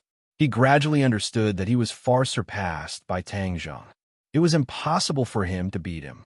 Disheartened, he directly left the assassin industry. He happened to meet Du Qifeng, so he turned into a bodyguard. He never thought that it was the will of heaven that made him meet his nemesis. His eyes flickered, and he didn't dare to look at Tang Zheng's eyes. But in the end, he still raised his head. His eyes flashed and stared at Tang Zheng. For a moment, the atmosphere was a little strange. Du Qifeng was also a smart person. He immediately noticed the clues. He looked left and right and asked, "Young Master Tang, is there any secret in this?" Before Tang Zheng could answer, Xiao Xiaoling had already stepped in front of Du Qifeng. He faced Tang Zheng and said coldly, "Tang Zheng, I want to challenge you." Challenge? Everyone was shocked. Other employees didn't know the details of Tang Zheng, but they heard a lot of rumors about the boss's mysterious bodyguard. It was said that several assassins came to assassinate the boss, but they were all killed by this bodyguard one by one. He was extremely powerful. He took the initiative to challenge Tang Zheng. Wasn't this bullying the weak? It was simply murder. Wang Guanchuan also had the same idea. When he thought that Tang Zheng was his junior brother, if something happened to him, how could he explain it to his teacher? He quickly stood up to dissuade him. "Boss, how can this be? My junior brother is just an ordinary college student. How can he be Xiao Xiaoling's opponent? Isn't this sending him to his death?" Du Qifeng was puzzled and his eyebrows were twisted. He was not as naive as the employees. When he saw the reaction of Tang Zheng and Xiao Xiaoling, he knew that the two must have a conflict. He originally wanted to climb the line of Tang Zheng, but now it seemed that it was the opposite of what he wanted. He was annoyed. If he didn't bring Xiao Xiaoling this time, wouldn't he not encounter such an embarrassing thing? He was in a dilemma and couldn't decide for a while. Tang Zheng was calm. If it was before, he would face Xiao Xiaoling as if he was facing a great enemy, but now he couldn't make any waves. Challenge? Huh, do you really have this confidence? Have you really practiced your swordsmanship to this level? Tang Zheng asked with a smile. Xiao Xiaoling didn't have much confidence, but he didn't back down. He said, "A real man has to do something. Sometimes, knowing that there is a tiger in the mountain, he goes to the tiger mountain. Some things have to be done." "Ha, you have a little more courage and spirit than before." Tang Zheng joked with a smile. One person is responsible for one's actions. This is the grudge between us. Please don't involve Mr. Du, he is my benefactor. You can't hurt him because of me. Xiao Xiaolin was afraid of venting his anger on Du Qifeng, so he said in advance. Xiao Xiaolin, Du Qifeng's heart moved. For a moment, he didn't know what to say. He didn't expect him to be so righteous. Xiao Xiaolin cupped his hands to Du Qifeng and said, Mr. Du, I can only repay your kindness in my next life. Du Qifeng's mind was full of thoughts. He said, Don't say that. You still have a good time. Why do you do stupid things? Du Qifeng had heard too many rumors about Tang Zheng. Those brilliant achievements were like medals of victory hanging on his chest, which made it impossible for people to turn a blind eye to them. There are some things that must be done, even if they die. Xiao Xiaolin said resolutely. The others were infected by his momentum. Their hearts couldn't help but be suspended. They looked at the two people nervously. This change surprised them. They all guessed that the next scene would be a bloody scene. Xiao Xiaolin, you can't bully people like this. Tang Zheng is my junior brother. He is an ordinary student. What hatred do you have with him? What resentment do you have to be so ruthless that you have to take his life? Wang Guanchuan blushed and asked angrily. Xiao Xiaolin didn't look at him at all. He just stared straight at Tang Zheng. Tang Zheng patted Wang Guanchuan on the shoulder and comforted him. Brother Wang, don't worry about me. Wang Guanchuan was burning with anxiety. He was like an ant on a hot pan. He said, Junior brother, it's all my fault. I brought you here. How can I explain it in front of my master in the future? Looking at his anxious appearance, Tang Zheng couldn't help laughing. Although they hadn't known each other for a long time, his good impression of this senior brother had greatly increased. He gently pulled him without any explanation. He found that his body had been pulled behind Tang Zheng.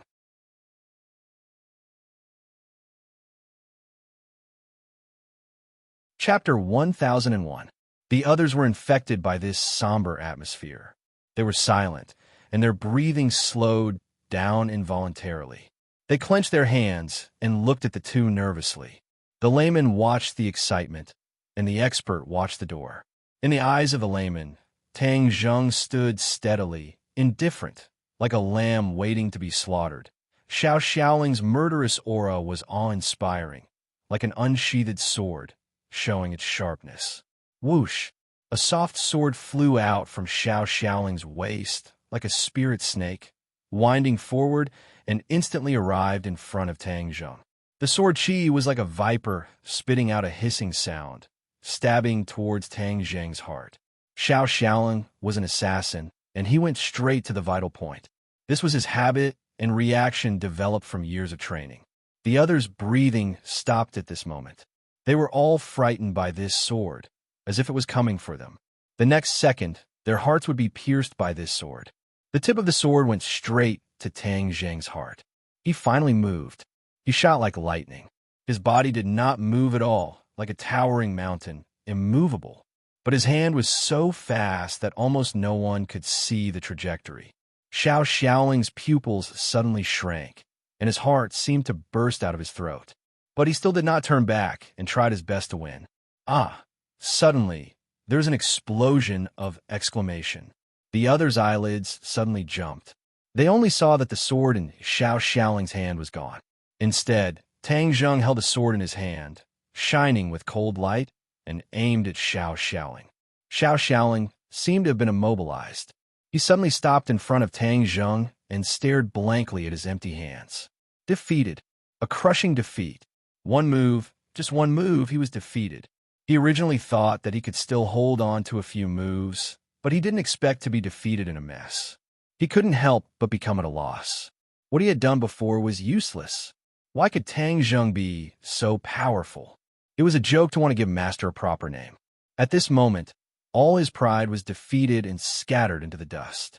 He was dejected, and his proud head drooped down. The others' reactions were even more wonderful.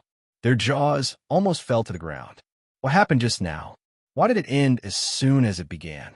The most important thing was that it ended so strangely. Shouldn't it be a scene of blood splattering everywhere? Everything was quiet, as if it was a dream, so unreal. Even Du Qifeng, who had long heard of Tang Zheng's great reputation, felt his heart tighten. He really didn't expect that everything would turn out like this. The bodyguards he relied on all the time were so weak. For a moment, he stood there in a daze, not knowing what to do. Only Lu Qingmei was not surprised at all. A beautiful arc appeared at the corner of her mouth. This was her man. As expected, he was as dazzling as the stars. The other enemies could not cause any waves in front of him. Shua! The sword light flashed, and the tip of the sword pressed against Xiao Zhao's chest. Xiao Zhao's whole body was stiff, but he did not retreat because he knew that he had been completely locked by Tang Zhang. It was impossible for him to escape. Kill me. I have no face to see my master after being defeated by you. Xiao Xiao coldly straightened his neck and said without fear, Seeking death? Naturally, I will fulfill your wish. Tang Zhang said without batting an eyelid, but his words caused everyone's heartstrings to tremble. The other people's gazes towards Tang Zhang underwent an earth-shattering change. It turned out that he was not a little sheep without the strength to truss up a chicken. No wonder the boss valued him so much. Wang Guanchuan's brain almost lost its ability to think. Wasn't he his junior brother? How could he be so powerful? Suddenly, he remembered Professor Qi's intriguing words and smile. His heart moved. Could it be that this was the real strength of Tang Zhang? His weak strength was just an illusion? At this point, he subconsciously looked at Tang Zhang and felt that he could not see through this junior brother. But before you die, let's make it clear who your master is. If you don't even dare to report your master, it can only mean that your master is too weak and not worth mentioning. Tang Zhang deliberately provoked him. Xiao Zhao's swordsmanship was extraordinary. It was definitely taught by a famous teacher. Nonsense. My master is a dignified grandmaster. How dare you slander him? Xiao Xiao flew into a rage. You listen to me. My master is a great master of swordsmanship, the god of swords. God of swords? Tang Zhang was shocked and looked at Xiao Xiao inconceivably. Although he guessed that Xiao Zhao's master was a great master of swordsmanship, he could not guess that he was the god of swords. The god of swords died because of him. No wonder Xiao Xiao was so angry and wanted to fight with him. So, you are a disciple of the Sword Pavilion. Legend has it that the god of swords only has 3 disciples. Are you the 4th? Tang Zhang asked curiously. Xiao Zhao's face turned red, showing shame. He said, I did not abide by the rules of the Sword Pavilion and was expelled from the Sword Pavilion. I have no face to mention my master's name again. Abandoned disciple of the Sword Pavilion? Tang Zhang raised the corner of his mouth. Interesting. What rules of the Sword Pavilion did you violate? How could you be expelled from the sect? Why do you ask so clearly? Are you ridiculing me? Xiao Xiao asked. You have already been defeated by me. Do I still need to ridicule you? Xiao Zhao's expression darkened. It was obvious that Tang Zhang's words were reasonable. He hesitated for a moment and said, My master is a great master of his generation, the master of the Sword Pavilion, but he was restrained and insulted by the Lord. I advised my master to leave the Lord, and my master expelled me from the sect. When Xiao Xiao saw the Lord reprimanding the god of swords, he was angry and contradicted the Lord. Later, he persuaded the god of swords to leave the Lord, but he never thought that the god of swords was loyal to the Lord. His disciple naturally became a sacrifice and was expelled from the Sword Pavilion. The Sword Pavilion and the Lord are one. Your behavior will naturally violate the taboo. It is normal for you to be expelled from the sect. You are not a fool. Why do you still do it knowing this? Tang Zhang asked. In my heart, there is only the Sword Pavilion and my master. As for the Lord, humph, I have never considered it. You want me to work for him? Wishful thinking. Xiao Xiao said resolutely. Tang Zhang's eyes lit up. Xiao Xiao was not as confused as the other disciples of the Sword Pavilion. He was dead set on the Azure Dragon Hall and the Lord. This was really unexpected. My master died in your hands. I am incompetent now. I can't avenge my master. If you kill me, I will go to my master to ask for punishment.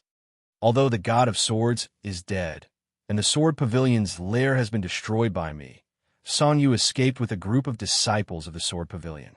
Who is Song Yu? You should know better than me. Do you have the heart to watch these fellow disciples under his leadership step by step to destruction? Tang Zheng asked. Xiao Zhao's eyes flashed with a touch of light, and then quickly dimmed. He said, My master is no longer here. Why should I care about the life and death of others? Although he said this, the emotions in his eyes fluctuated greatly. Tang Zheng's fiery eyes immediately caught this look. He said, You don't care about the life and death of others, but don't you care about the Sword Pavilion signboard? I'm afraid that the God of Swords doesn't want this signboard to be completely covered in dust, and he doesn't want this signboard to fall into the hands of a villain.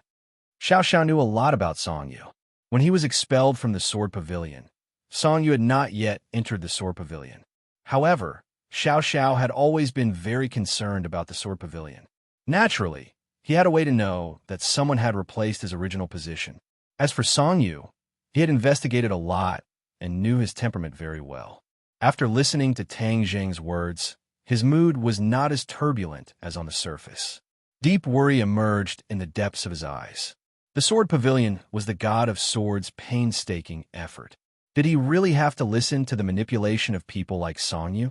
To be honest, Xiao Xiao did not want to see this situation. Humph, do you want me to work for you and be an enemy of Song Yu? Xiao Xiao was very smart and immediately guessed Tang Zheng's intentions. Tang Zheng smiled and did not hide it. He praised, You are really smart. You guessed it so quickly. From the incident of Li Xiaotian subduing the Li Palace, Tang Zheng was inspired. No matter if it was the Li Palace or the Sword Pavilion, they both possessed powerful energy. If they were to directly destroy these two organizations, it would be too much of a pity. This was the best way to deal with them. Li Xiaotian, relying on her identity as the Holy Maiden of the Li Palace, could subdue most of the disciples of the Li Palace and control the Li Palace. If it was an outsider, even if he had a strong backing, it would be impossible to do this. In the same way, although Xiao Xiao was an abandoned disciple of the Sword Pavilion, after all, he was the personal disciple of the Sword God. His identity was not ordinary, so he was also likely to control the powerful force of the Sword Pavilion. Seeing that Tang Zheng did not deny it, Xiao Xiao snorted and said disdainfully, You are dreaming. You killed my master, but you still want me to obey you. Do you think it's possible? Unless it is the next life. So determined? Tang Zheng chuckled. Xiao Xiao snorted and simply turned his head away. He was too lazy to look at Tang Zheng, but his attitude had shown that he would not obey Tang Zheng at all. The atmosphere became more and more tense, and the others felt that their breathing was stifling, especially Du Qifeng. His heart was filled with apprehension. This time, he had completely offended Tang Zheng, so how could he have a chance to climb this line? If Tang Zheng did not vent his anger on him, then he would thank the heavens. Du Qifeng took a deep breath and bit his tongue. The sharp pain made his nerves relax for a moment. He suppressed his anxious mood and said cautiously, Young Master Tang, there's definitely still room for negotiation. Before he finished speaking, Xiao Xiao had already shouted, Boss, don't say it. This is a personal grudge between me and him. I believe he will not vent his anger on you. Although he and I are enemies, I know his style of doing things very well. He will not vent his anger on the innocent. You know me quite well. Tang Zheng laughed involuntarily. I have always studied my enemies carefully. Of course, I know your style of doing things very well. With your understanding of me, do you think I will kill you? Tang Zheng asked with interest. Although you are not an evil person who kills innocent people, you have never been merciful to your enemies. How can I have a chance to live? Xiao Xiao laughed at himself. Sure enough, it is very accurate. Tang Zheng sighed and stabbed with his sword. Puff.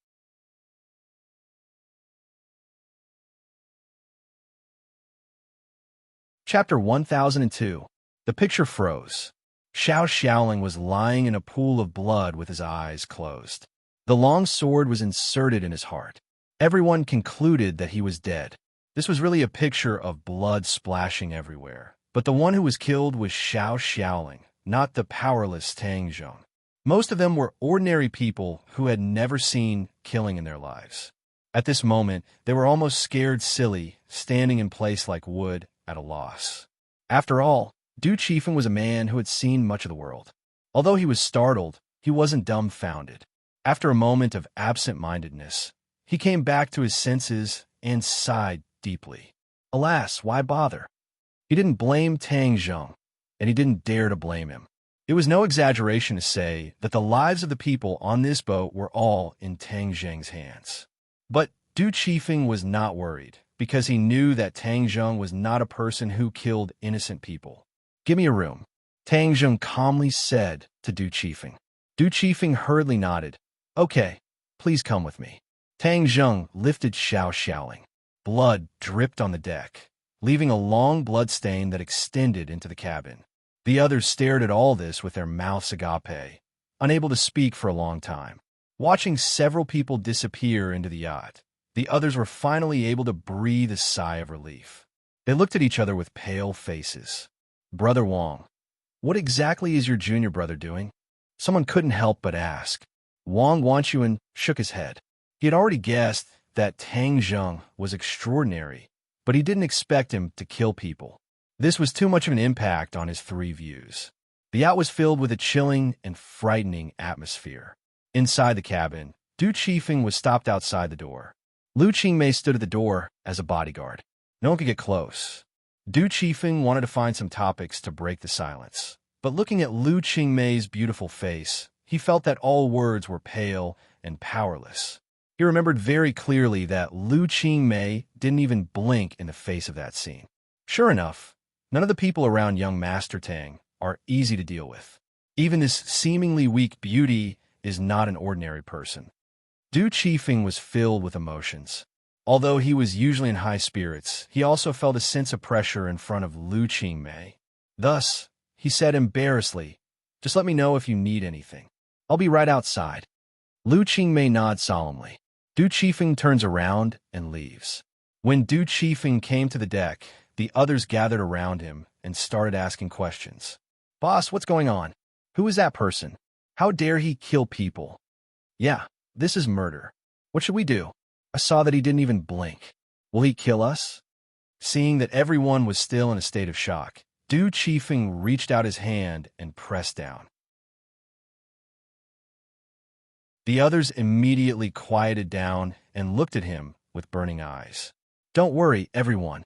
There will be no problem with your personal safety. That's just a personal grudge between young Master Tang and Xiaoling. Young Master Tang is clear about his grudges and will never involve the innocent." Du Chiefeng comforted. "But that's murder? Isn't he afraid of leaking the news and then silencing us?" Du Chiefeng laughed. His eyes narrowed into two slits. He said, "If anyone wants to report young Master Tang, go ahead, but I guarantee that he will regret it." I don't dare." Everyone quickly waved their hands in panic. Du Chiefeng saw that Wang Guanchuan didn't say a word. He patted him on the shoulder and said, "Don't let your imagination run wild. Your junior brother is not simple. How can this wind and waves overturn his huge ship?" Wang Guanchuan suddenly raised his head, stared at Du Chiefeng, and asked, "Boss, what kind of person is my junior brother?" Seeing that he actually asked such a question, Du Chiefeng laughed and said, "Guanchuan, you don't even know the details of young Master Tang. Alas, what can I do for you? You have a treasure mountain, but you don't know it. Do you know how many people want to climb the line of young Master Tang, but can't do it? This is your opportunity. Don't miss it." "What kind of person is my junior brother?" Wang Guanchuan persistently asked.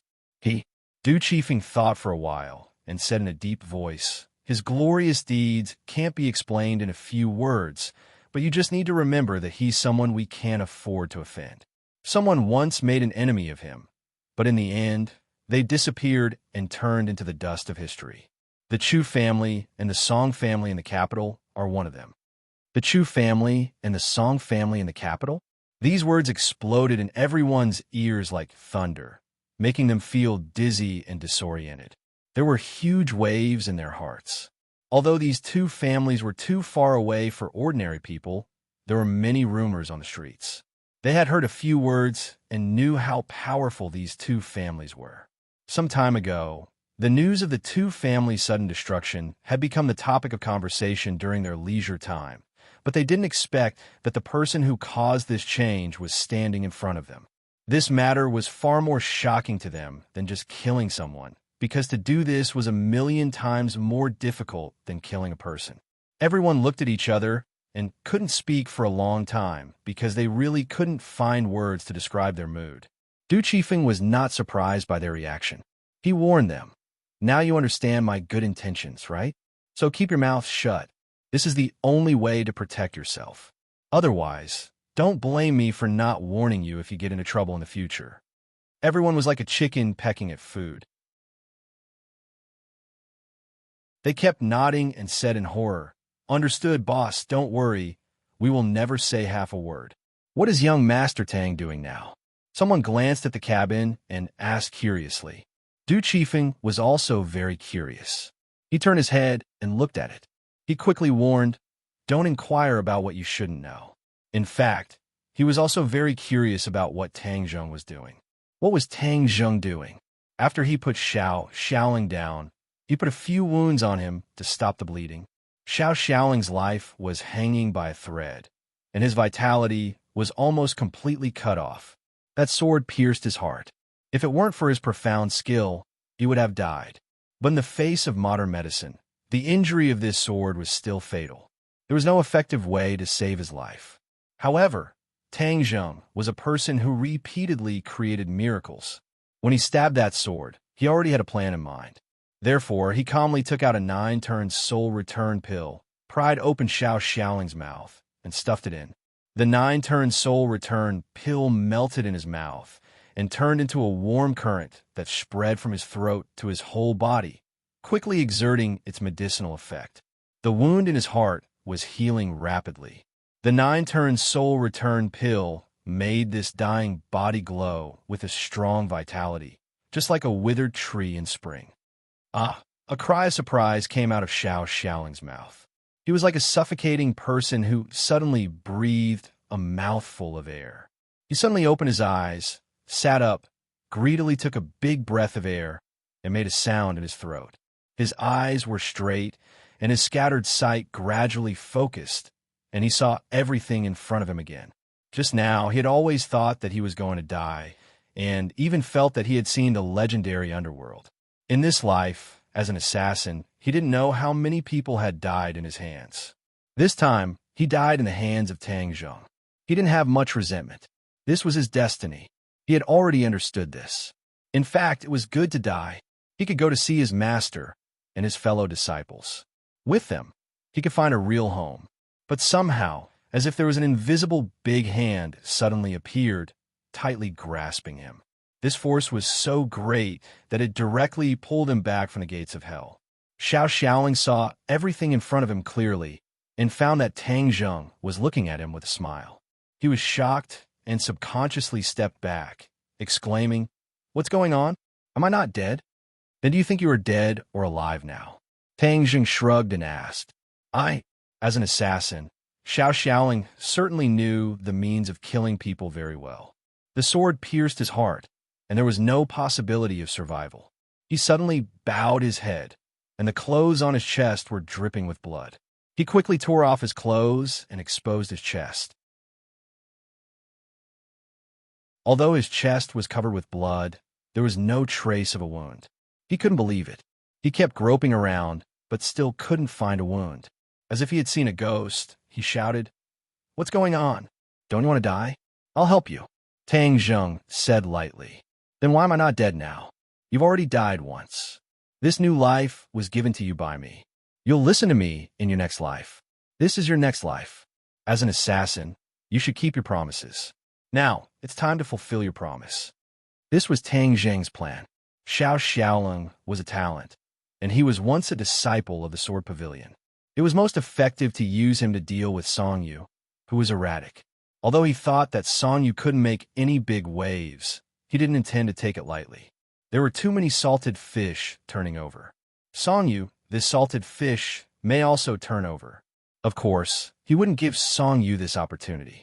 Moreover, if Xiaoling unified the Sword Pavilion, the strength of the Lord would be weakened again, making him a commander without an army, which would be much easier to deal with. Xiao Xiaoling was stunned. His life was indeed saved by Tang Zheng. Did he really have to surrender to him? Suddenly, he was in a dilemma and didn't know what to do. If you want to break your promise, then I'm wrong about you. Humph, what cold-faced assassin. It turns out that you are a person who doesn't keep his word. The Sword Pavilion has cultivated such a person. He, the Sword God's reputation, is nothing more than this. Tang Zheng said coldly, "You're not allowed to insult my master." Xiao Xiaoling's temples bulged high, and his eyes stared at Tang Zheng with fire. Tang Zheng was not afraid at all. Xiao Xiaoling's momentum gradually weakened. His heart turned 1,000 times, and finally, he powerlessly hung his head. "Tell me your decision." Tang Zheng roared, as if his voice was deafening.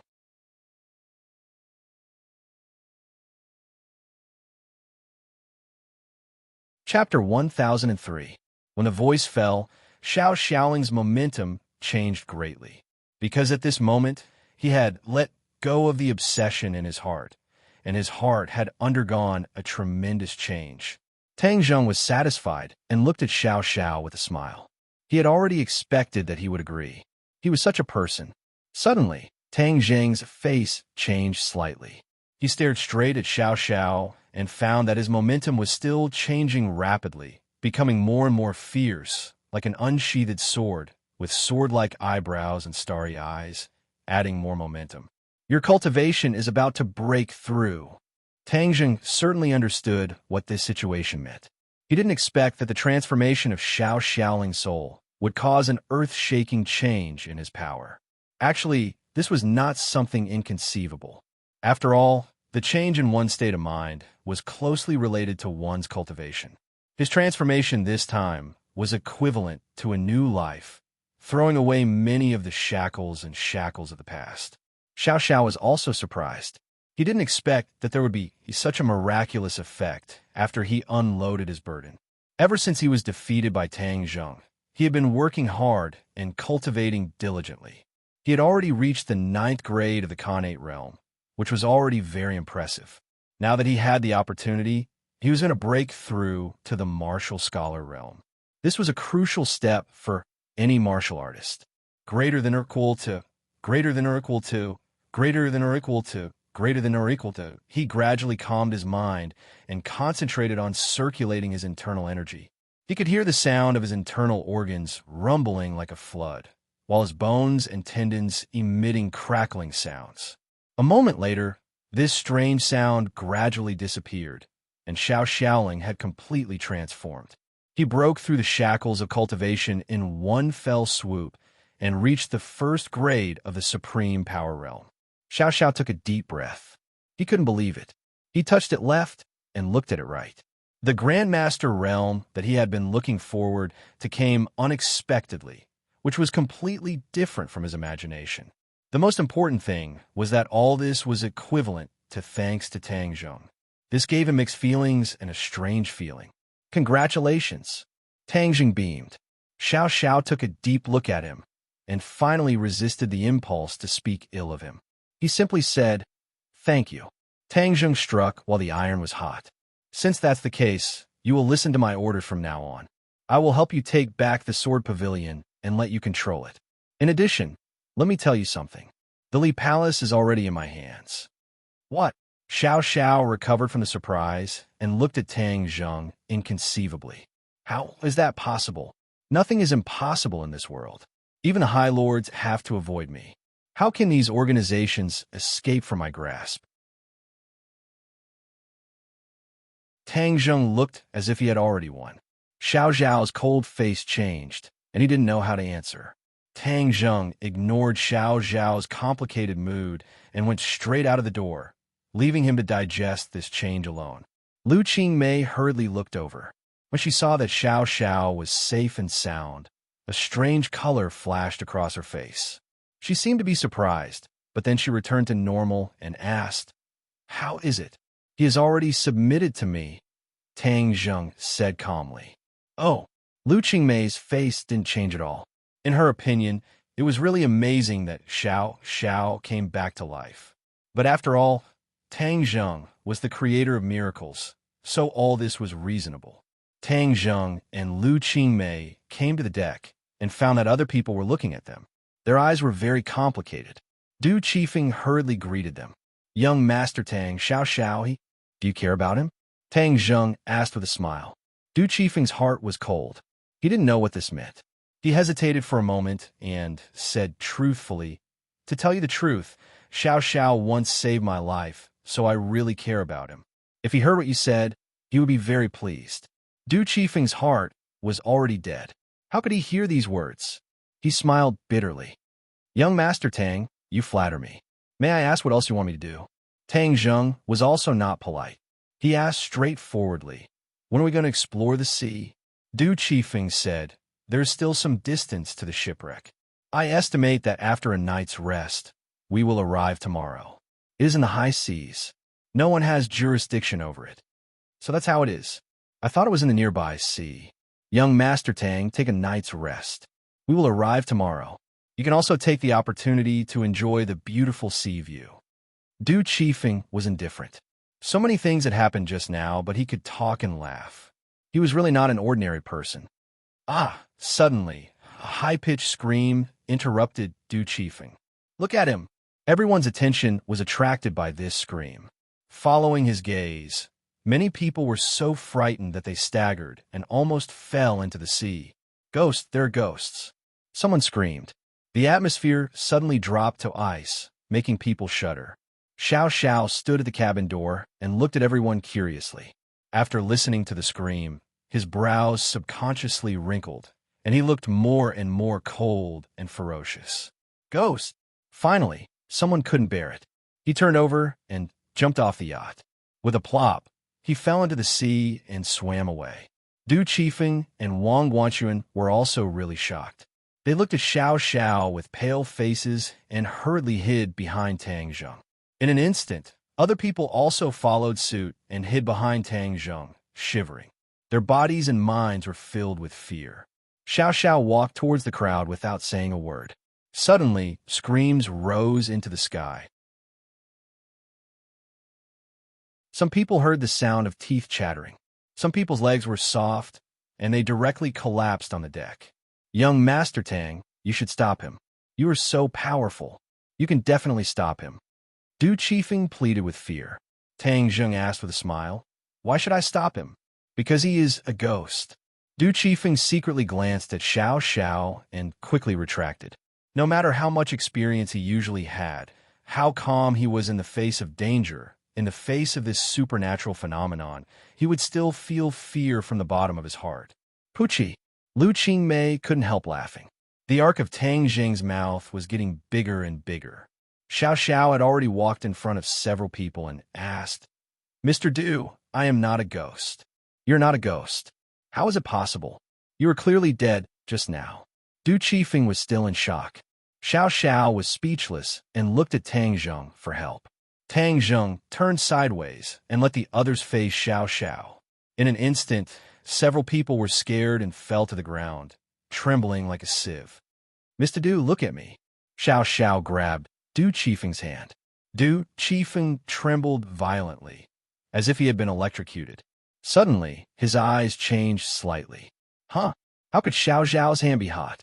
Weren't the ghost's hands cold? Du Qifeng gradually calmed down. He slowly raised his head and looked at Xiao Xiao's eyes. Those eyes were indeed full of vitality. Where was the ghost? He was really not dead. Du Qifeng's mouth opened so wide that he could almost stuff a duck egg in it. He looked at Xiao Xiao incredulously and asked, Didn't that sword just pierce your heart? And you lost so much blood. Why are you alive and kicking now, as if nothing had happened?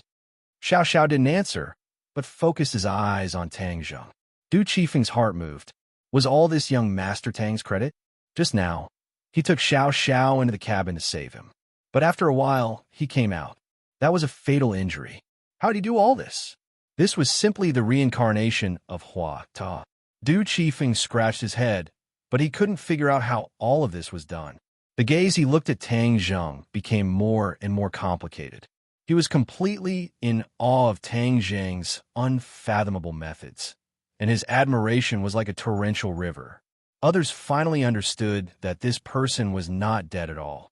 He was not a ghost at all. They were afraid in vain. However, their thoughts were also the same as Du Chiefeng's. How did this happen? Well, don't be afraid.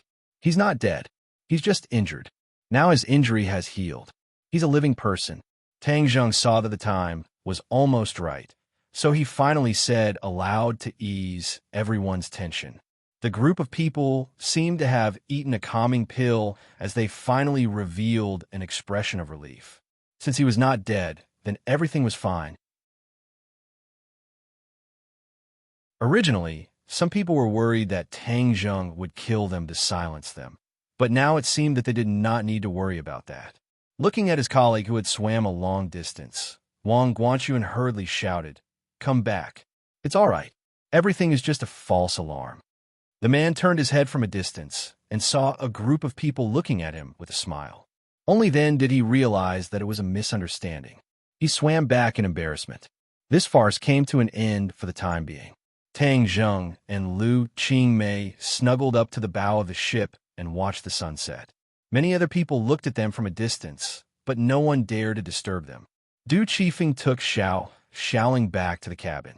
Before he had time to speak, Xiao Xiaoling had already said, "Mr. Du, after this time, I'm afraid I can't follow you."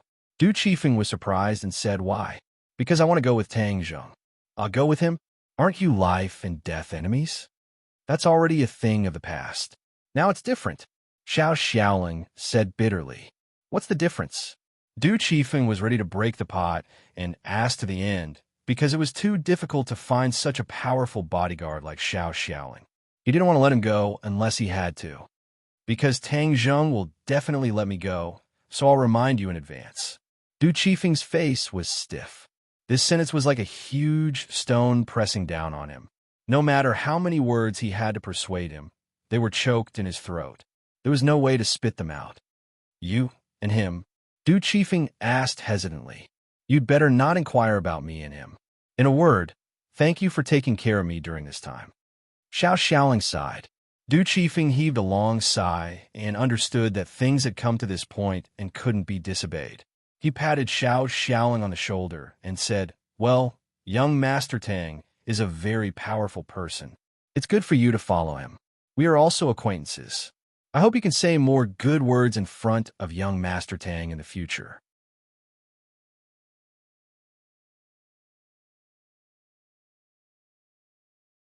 Chapter 1004.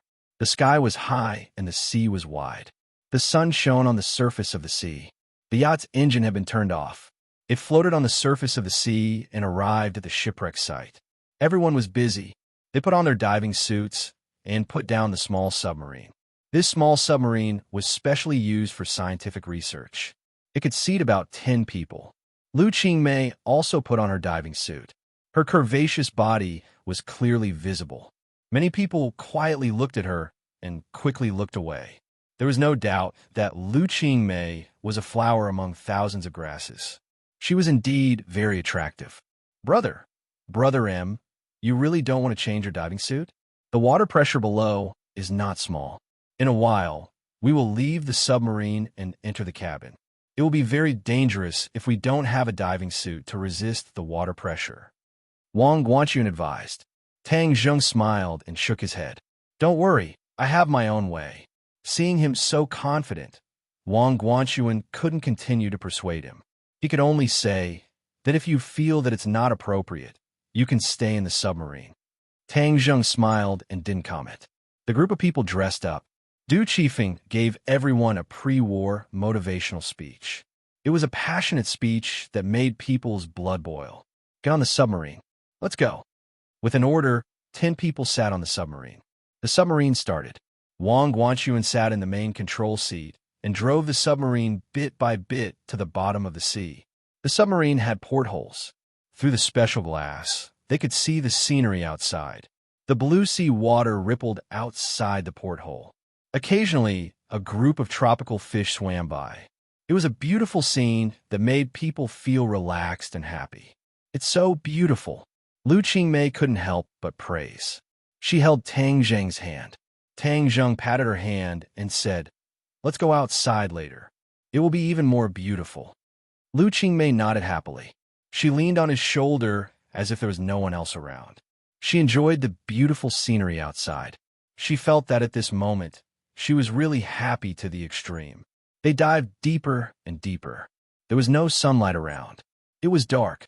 The submarine turned on the headlights to guide the way forward. Whoosh! Suddenly, a black shadow passed in front of the submarine and set off a wave. The submarine shook a few times. The crowd exclaimed, "What's going on? What was that thing just now? It seemed huge." "Yeah, I didn't see it clearly. What exactly is it?" Fear spread through the crowd. Wang Guanchuan remained calm and said loudly, "Don't scare yourself. It's definitely just a big fish. We have submarines. What are you afraid of?" Bang! As soon as he finished speaking, a loud sound rang out. The submarine shook violently and fell straight down. Ah! Screams rose and fell one after another, as if they were competing in a high-pitched competition, each scream louder than the last. Wang Guanchuan hurriedly steadied the submarine, but the group was trembling with fear. The last time they had dived, it had been very smooth, but they had never encountered such a strange thing. Could it be a ghost? A lot of people must have died in this sunken ship and turned into vengeful spirits, coming to claim our lives, just like in the movies. You've watched too many horror movies. Wang Guanchuan said snappily. What exactly is that? Everyone looked at each other.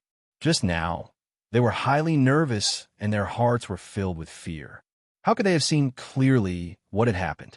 Lu Qingmei subconsciously held Tang Zhang's hand tightly. He patted her shoulder and comforted her. Don't be afraid. It's not a vengeful spirit. Besides, even if it is something like that, I have a way to deal with it. He was a man who had been to the Ghost Festival. How could he be afraid of vengeful spirits? He raised his voice and explained, Everyone, don't panic.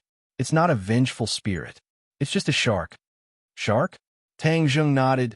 Yes, it seems to be a great white shark. How could people who had been in the sea not understand the power of sharks, especially this great white shark? It definitely had a strong attack power.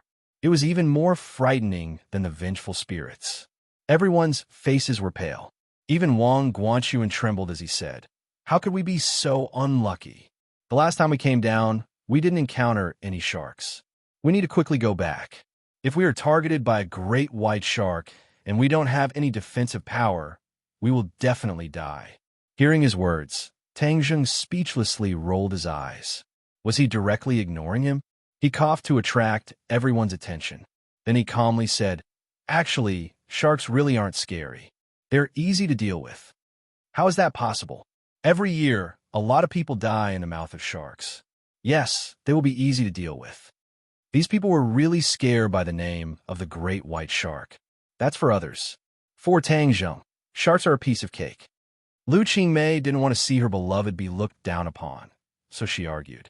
Really, everyone seemed to have grasped at a life-saving straw. I will go out and deal with the sharks. You guys continue to dive. I will come later. Tang Zheng said lightly. Seeing that he was so casual, everyone looked at him nervously. Tang Zheng had already stood up from his seat. Be careful. Lu Qingmei affectionately pinched him and reminded him. Tang Zheng smiled and nodded. He got out of the submarine and was met with a bloody mouth. 2 rows of white teeth attacked him and bit down on his head. Bang! He casually threw out a punch, and his fist directly hit the teeth. With a crack, the teeth broke. The great white shark was in pain. It suddenly turned around and swept its tail at Tang Zheng. It was like an iron fan sweeping over, causing a large wave. Bang! With another simple punch, the great white shark's tail turned into a bloody mess. Tang Zheng leaped. Although he was in the deep sea, to him, it was as if he was on land. Bang, bang, bang. Punch after punch. Every punch landed on the great white shark's body. Traces of blood seeped out. Huh? Tang Zheng exclaimed. He was very clear about the power of his fist. It was enough to break through stone, but when he hit the great white shark's body, it did not completely break through the defense of its fish scales. This was not normal. Since when did the great white shark have such a strong defense? The great white shark's eyes stared straight at Tang Zheng.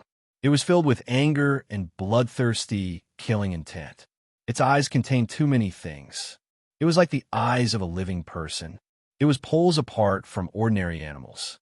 Tang Zheng could not help but frown. This great white shark was strange and definitely not ordinary. The great white shark was not afraid. Instead, it smelled its own blood and went completely berserk. With a swing of its tail, it crazily bit at Tang Zheng. Shua! The war soul sword appeared in Tang Zheng's hand. With a slash of the sword, the seawater automatically split into two. The sword light ruthlessly slashed at the great white shark's head. With a poochy sound, the sword light passed through its body. A large amount of blood surged out. The great white shark was split into two halves. In front of the war soul sword, all of the great white shark's defenses collapsed. The great white shark's corpse quickly sank to the bottom of the sea. Tang Zheng took a deep look and chased after the submarine. His eyes became darker and darker. He could not even see his fingers. He crossed his fingers and snapped his fingers. A ball of true fire emerged from his fingertips. This ball of true fire was not afraid of the seawater. It continued to burn, illuminating the path ahead. A moment later, he finally saw the submarine in the distance. However, he was quickly attracted by a huge silhouette beside it. It was as if a small mountain range was lying at the bottom of the sea. Most of it was covered by sand. This was the battleship. Hey, I finally saw you. I'm very curious about what's inside. Tang Zheng muttered to himself and swooped down. There was no one in the submarine. The others must have entered the battleship. On the surface of the battleship, there were many messy footprints. He lowered his center of gravity and stood on the ship. He took a step forward and chased after it. As expected, there were a few cannons on both sides of the deck. It was just that they had long been corroded by the seawater and were covered in rust. He walked straight into the cabin. The cabin was even darker and gloomier. If an ordinary person were to come here, they would probably walk away. He looked left and right, but did not see anyone else. The structure of the battleship was extremely large and complicated. He did not know where they had gone. Tang Zheng simply walked and observed his surroundings. He did not know much about battleships, so he could not tell what era it was from. However, there was no doubt that in ancient times, such a battleship was definitely the king of the sea. What kind of strong enemy could make such a battleship sink into the sea? He could not help but think of the treasures that Wang Guanxuan had mentioned. How could there be so many treasures on a battleship? All of these mysteries were like a large net covering him, causing him to be puzzled. Suddenly, a place on the wall of the cabin attracted his attention. He immediately went over to take a closer look. There were actually a few scratches, as if they were made by sharp claws. The shipyard was made of steel, so to be able to leave scratches on it showed how powerful the claws were. Tang Zheng was shocked and thought that it was strange. These scratches must have been left after the battleship fell silent. Otherwise, how could a battleship tolerate such scratches? However, in the depths of the vast sea, what could leave such scratches on a battleship? This was completely abnormal. Tang Zheng scratched his head, puzzled. He took a few more steps forward and saw some more scratches. However, some of the scratches were covered by sand. If he did not pay attention, he would not have noticed them. This meant that these scratches were not made at one time, but over several periods of time. Could there be some kind of monster in the deep sea? However, the claws of ordinary things could not be so sharp. For a moment, Tang Zheng could not figure out what was going on. Suddenly, a cry of surprise attracted Tang Zheng's attention. This cry was very weak. If not for Tang Zheng's extraordinary hearing, he would have ignored it. Oh no, could they be in danger?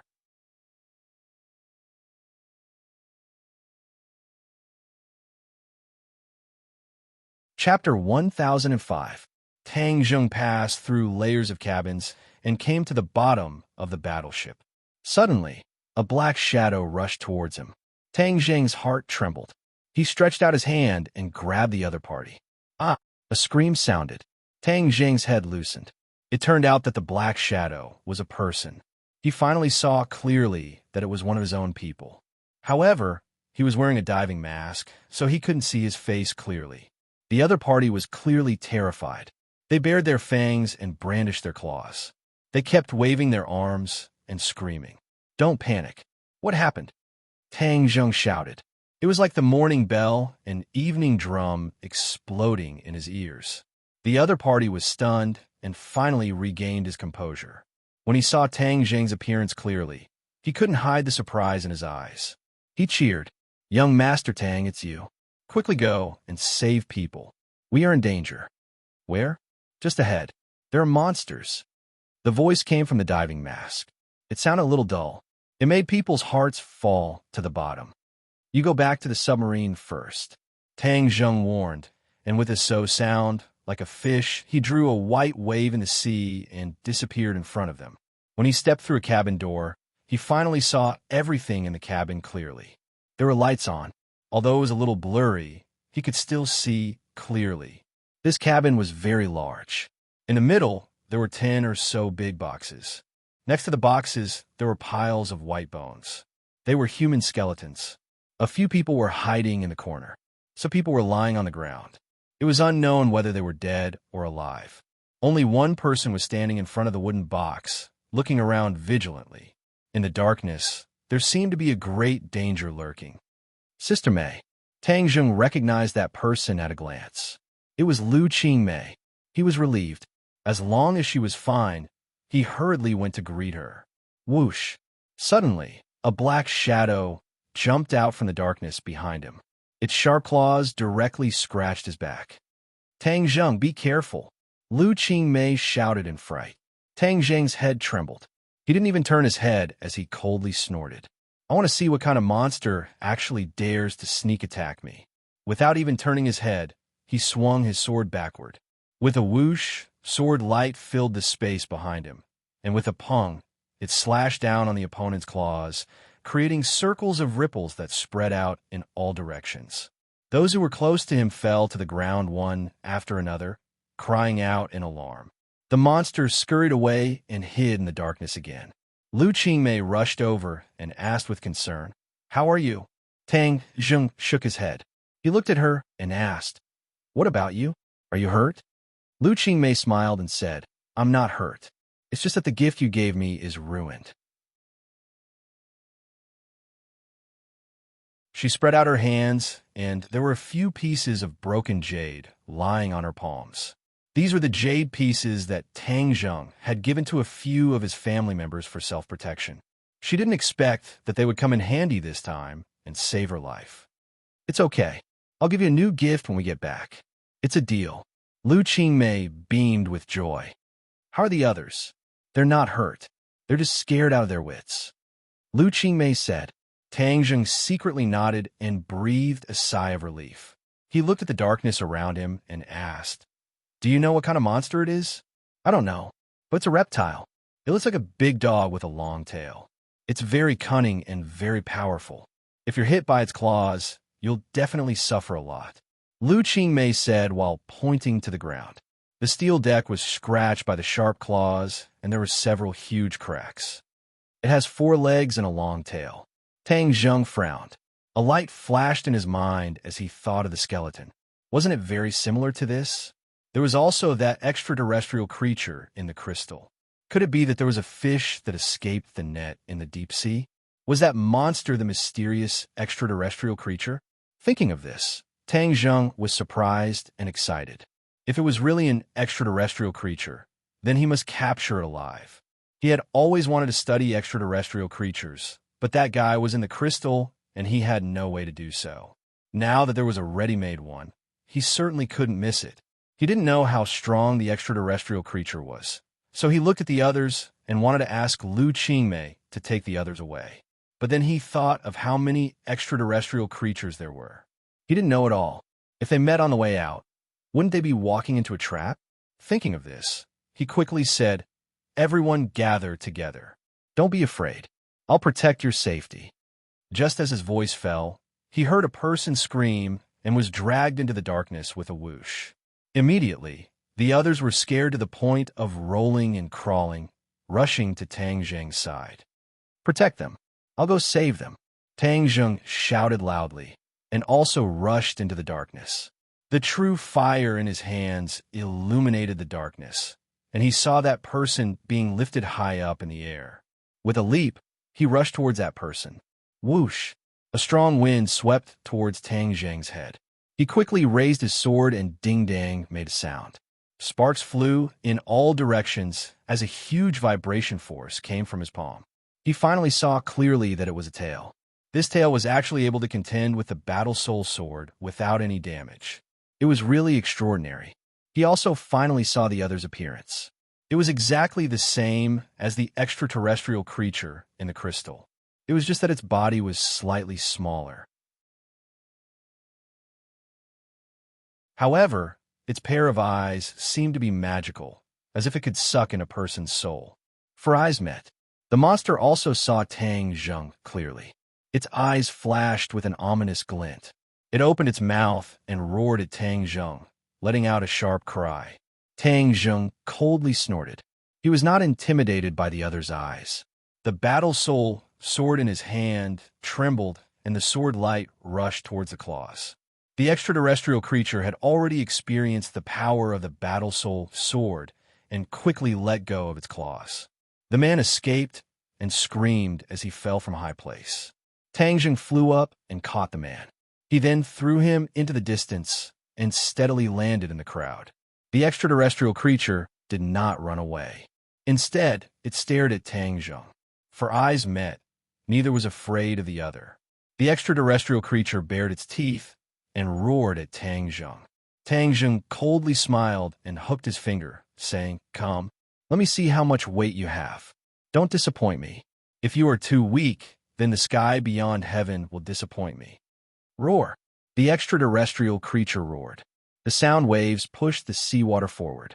Tang Zheng casually slapped out, and the surging power of his palm counteracted the power of the seawater. A black shadow flashed. The extraterrestrial creature had already followed the seawater and rushed over. Tang Zheng also rushed up. One man and one beast immediately fought, setting off stormy waves. Boom, boom, boom.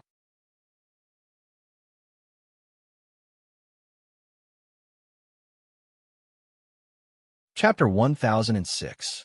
Looking at the jewels scattered all over the ground, everyone's eyes lit up, but no one dared to come forward to snatch the jewels. Wang Guanchuan worriedly looked at the fierce battle and asked, "This monster is too fierce. Is Tang Zheng its opponent?" Lu Qingmei proudly raised her head and said without hesitation, "How can this monster hurt him? He is the most powerful." Obviously, in her heart, the person she loves is omnipotent and invincible. Wang Guanchuan bitterly smiled. His heart almost jumped to his throat. If Tang Zheng failed, then they would not be able to escape from this monster's evil hands.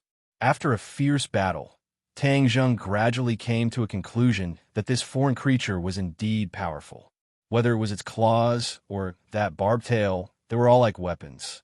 It was actually able to contend against the War Soul Sword, which showed its power. This guy is probably a cub, much smaller than the one in the crystal stone, so its strength is naturally greatly reduced.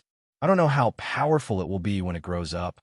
Tang Zheng understood and was full of confidence. He was not prepared to continue to delay and was ready to cut the Gordian knot and capture alive. Suddenly a voice sounded in his mind. Master Dash. This voice was very choppy, like a child who had just learned to speak. Tang Zheng was startled, and his movements subconsciously slowed down by half a beat. The alien took this opportunity to launch an attack, and its tail brought a wave of water to stab at him. The tip of its tail shone with a cold light, making people feel intimidated. "I am Xiaobai." The voice sounded again. Tang Zheng suddenly realized and was overjoyed. Xiaobai, it could actually speak. His divine sense immediately extended into the Sumru world, and as expected, he saw that little white had awoken. It was staring at him with its big round eyes. Its appearance didn't change much, except that there was a clump of fiery red hair on its forehead, which was very different from the rest of its snow-white hair. It was very conspicuous, like a burning flame. "Xiaobai, you are finally awake." "Master, let me deal with it." Xiaobai took the initiative to volunteer. Tang Zheng's head shook, it could still sense the outside world and the summer world. This kind of thing has never happened before. It seems that after this evolution, its power has greatly increased. With a thought, Xiao Bai appeared beside him. The tail of the creature just happened to stab over, and Xiao Bai slowly stretched out its claws, like a cynical person, as if it did not put the sharp tail in its eyes at all. The others did not understand how a puppy-like animal appeared out of thin air. Looking at its small body, there was no way to compare with a monster. It would definitely be directly pierced by the tail. However, in the next second, they were all stunned. That furry little paw actually grabbed the sharp tail, and the tail's attack came to an abrupt halt. The scene froze, and they looked at the scene in disbelief. This scene was so unreal, like a dream. Bad guy, how dare you hurt my master? Xiao Bai spoke the human language, and with a wave of its little claws, the creature involuntarily flew up like a kite, spinning in midair. Looking at this scene, the others trembled in their hearts. Wasn't the monster very powerful? How could it become so weak that it could not even withstand a gust of wind? Whoosh! Xiao Bai let go of its claws, and the creature flew like a cannonball into a distant wall. With a bang, the wall collapsed, and a large hole was created. Xiao Bai proudly clapped its little claws and jumped onto Tang Zheng's shoulder, holding his head, and said proudly, "Master, am I very powerful?" For a moment, Tang Zheng was not used to Xiao Bai speaking the human language. After a moment of surprise, he nodded bitterly. "You are indeed very powerful." Of course, Xiao Bai proudly raised its head, without any sense of modesty. The others heard the conversation between the two sides, and their expressions were very strange. It was clearly an animal, so how could it speak? Was it a spirit? Whoosh! Suddenly, a huge black shadow rushed over. Xiao Bai did not look back, and stepped back, landing on the body of the creature. With a cry, the creature seemed to have suffered a great deal of damage, and with a roar, it flew out again like a cannonball. This time, it was completely silent, and no one knew whether it was dead or alive. Let's go take a look. Tang Zheng was afraid that Xiao Bai did not know the severity of the situation and directly killed the creature. So he hurriedly chased after it, only to find that there was a mess under his feet, and there was no sign of the creature. It was not afraid of Tang Zheng, but in the end, it was frightened by Xiao Bai's casual attack and fled. "We can't let it escape. I must find out what is going on," Tang Zheng said in a low voice. Xiao Bai imitated his normal tone and snorted. "How can we let it escape? I will go catch it." After saying this, it jumped off Tang Zheng's shoulder and disappeared into the darkness in the blink of an eye. The rest of the people gathered together timidly and asked nervously, "Young Master Tang, can that monster escape?" Tang Zheng smiled faintly. "With Xiao Bai chasing after it, it won't be able to escape even if it has wings." "What kind of animal is that Xiao Bai? How can it speak?" someone asked, trembling with fear. Tang Zheng smiled, but did not say anything. Boom, boom, boom. Suddenly, the sound of an intense battle came from an unknown direction, causing the cabin to tremble. The sand on the ground also quickly rose up, causing the seawater to become turbid. Tang Zheng's expression changed slightly. "We must quickly leave this place. The battleship is about to collapse." The others were shocked. If the battleship collapsed, they would be buried alive, so they all rushed towards the exit. Tang Zheng had just taken a step out when he retracted his foot, turning his head to look at the jewels on the ground. Since they were already here, it would be a sin to let the jewels be covered in dust. Thus, he turned around and arrived in front of the jewels. Other than the jewels on the ground, there were several boxes that were still intact. The others had already escaped, so they did not see him stay behind. Thus, he quickly activated Summer World. With a flash of light, the jewels on the ground were all sucked into Summer World. The battleship shook more and more violently, so Tang Zheng quickly chased after them. Boom! When everyone escaped from the battleship, a loud sound came from the battleship, followed by creaking sounds. The battleship was falling apart at a speed visible to the naked eye, disintegrating and collapsing. Finally, With a loud rumble, it turned into a pile of ruins, splashing up sand and sand, causing the seawater to become turbid. Everyone ran far away, frightened. Many people's hearts sank, guessing that the monster and Xiao Bai had perished together. Everyone subconsciously looked at Tang Zheng, but found that he was calm as if nothing had happened, as if he was not the least bit worried about Xiao Bai's safety. Of course, he was not worried, because he was very sure that this little bit of danger would not be able to stop Xiao Bai. Sure enough, a ball of light lit up from the turbid seawater, like a ball of flame, quickly escaping from the turbid seawater, gradually approaching. Flame! Someone exclaimed. That ball of light turned out to be a ball of fiery red flame, swaying with the waves. Everyone's reaction was very interesting, cowering and hiding behind Tang Zheng, afraid that some danger would appear again. Tang Zheng was calm and composed, indifferently looking at the ball of flame that was getting closer and closer, because he had already guessed what was going on. Xiao Bai, he softly shouted. In this deep sea, he seemed to have turned into a fish, able to breathe freely and naturally could speak without hindrance. The others did not have this ability. If not for wearing a diving mask, perhaps they would not have been able to say a word. Master! Xiao Bai cheered, jumping out of the turbid seawater. The fiery red hair on its forehead turned into a ball of flame, swaying gently, and in its small claws was a captive, an extraterrestrial creature. It seemed to have completely lost the ability to resist, like a dead dog, being dragged by Xiao Bai, dragging a long trace on the ground. Its pair of eyes dimmed a lot, but as if there was still magic, it was easy to be trapped in them. This bad guy still wanted to escape, but in the end, I still managed to drag him out. It's just that he kept on resisting, and in the end, I taught him a lesson. Now he's obedient. Little White pointed at the defeated general and said proudly. The extraterrestrial creature unwillingly stared at Xiao Bai, but there was nothing it could do. Humph, are you still not convinced?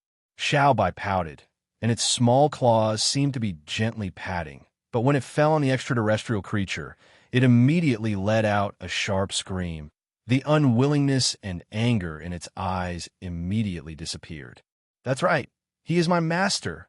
If you dare to disrespect him, Humph, I will break your bones and use them to make soup. Xiao Bai said fiercely.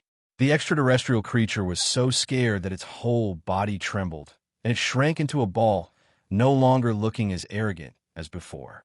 Tang Zheng had seen Xiao Bai's deeds of taming the thundercloud beast, and knew that its small body contained a lot of power, so he was not surprised.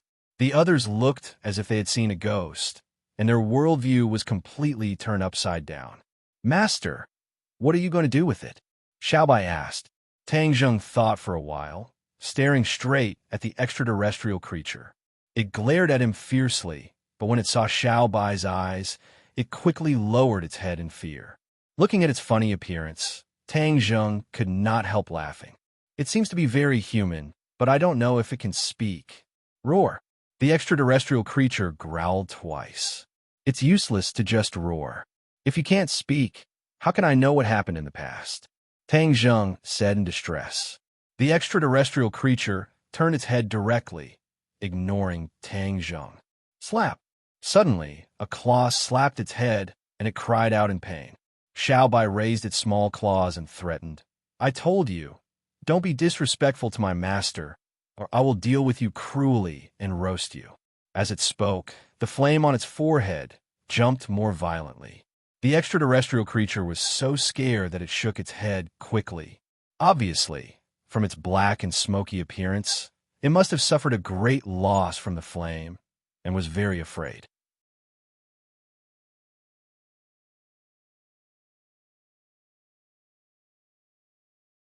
Chapter 1007. Xiao Bai was domineering and mighty, making the extraterrestrial obedient. The others looked at each other in dismay when they saw the strong contrast between the two. What was going on? The world was changing too fast, and they couldn't keep up. Since they couldn't get any answers, and the battleship had been destroyed, it was better to go back first. So, Tang Zheng told Xiao Bai, look after it. If it dares to do anything, Punish it severely. Don't worry, if it dares to move, I'll roast it.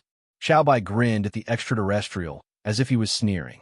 The extraterrestrial trembled and curled into a ball, looking at Tang Zheng with eyes full of resentment.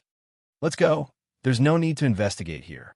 Let's go back first, Tang Zheng said. The others looked at each other. This time, they came for the jewels, but now that the battleship had collapsed, the jewels were buried below. In addition, this place was too strange. If another monster appeared, there would be no place to cry. So, no one had any objections, and they all went into the submarine. Wang Guanxuan once again drove the submarine, suppressing the stormy waves in his heart. He carefully controlled the submarine and floated up little by little. However, many people, intentionally or unintentionally, secretly looked at Xiao Bai and the extraterrestrial at the back of the submarine. When their eyes met the extraterrestrial's eyes, their hearts trembled, and they quickly looked away. Junior brother, this monster is wild and difficult to tame. Will there be any problems if you bring it back? Wang Guanxuan asked worriedly. Tang Zheng smiled faintly and said, Brother Wang, didn't you always want to know what kind of animal the skeleton was? Now that it's standing in front of you, can't you recognize it? Wang Guanxuan was startled and subconsciously turned his head to look, just in time to see the monster looking at him. He was frightened and hurriedly withdrew his gaze and asked suspiciously, It's somewhat similar, but are you sure? Of course, this guy and that skeleton are of the same kind, so there must be a connection between them. It's just that it's not clear yet, but I believe that in time, there will definitely be a way to find out. Tang Zheng vowed. Wang Guanxuan was surprised and asked, Where exactly did this monster come from?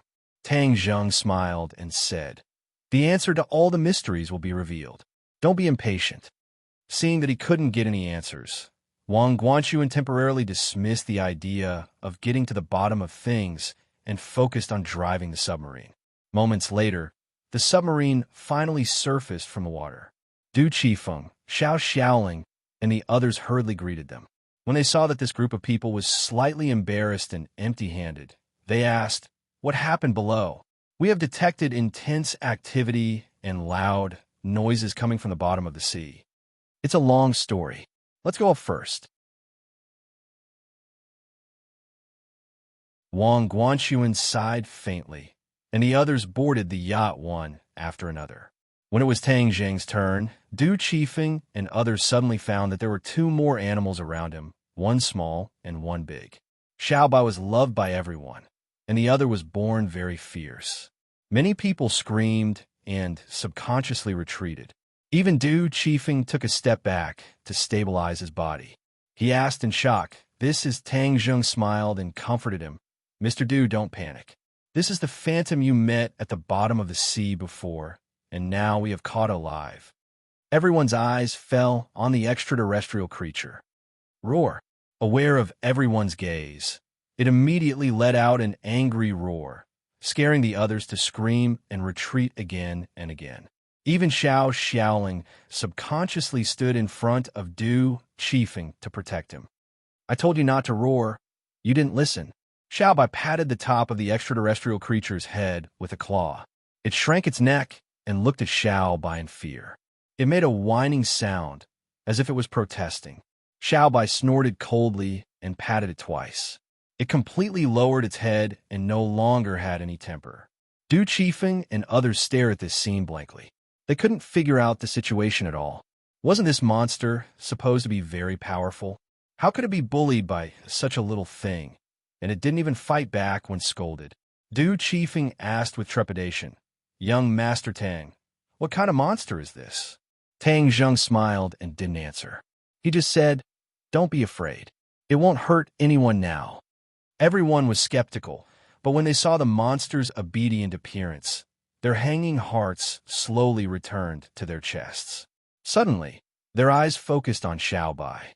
They were shocked, and their faces became even paler, because just now they heard it speak human language, and it could beat and scold the monster at will.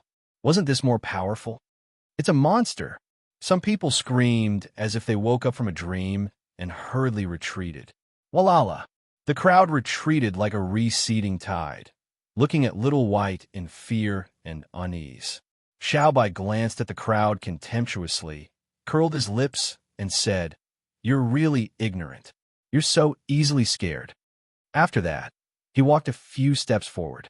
Many people were scared and hid in the corner, tears almost coming out of their eyes. Only a few people who went into the sea together were calm. There was a bitter smile on their faces. They were scared and numb. "Xiaobai, don't mess around." Tang Zheng hurriedly stopped him. Otherwise, if this little guy spat out a mouthful of fire, it would scare them even more. Xiaobai pouted and said discontentedly, "They're too stupid and timid." After that, with a kick of his hind legs, he rode on the back of the extraterrestrial creature. It wanted to break free from Xiaobai, but its whole body stiffened and it stopped moving. Obviously, it was scared of Xiaobai. Little White patted its head and said, "Let's go. Let's walk around this ship and see if there's anything fun."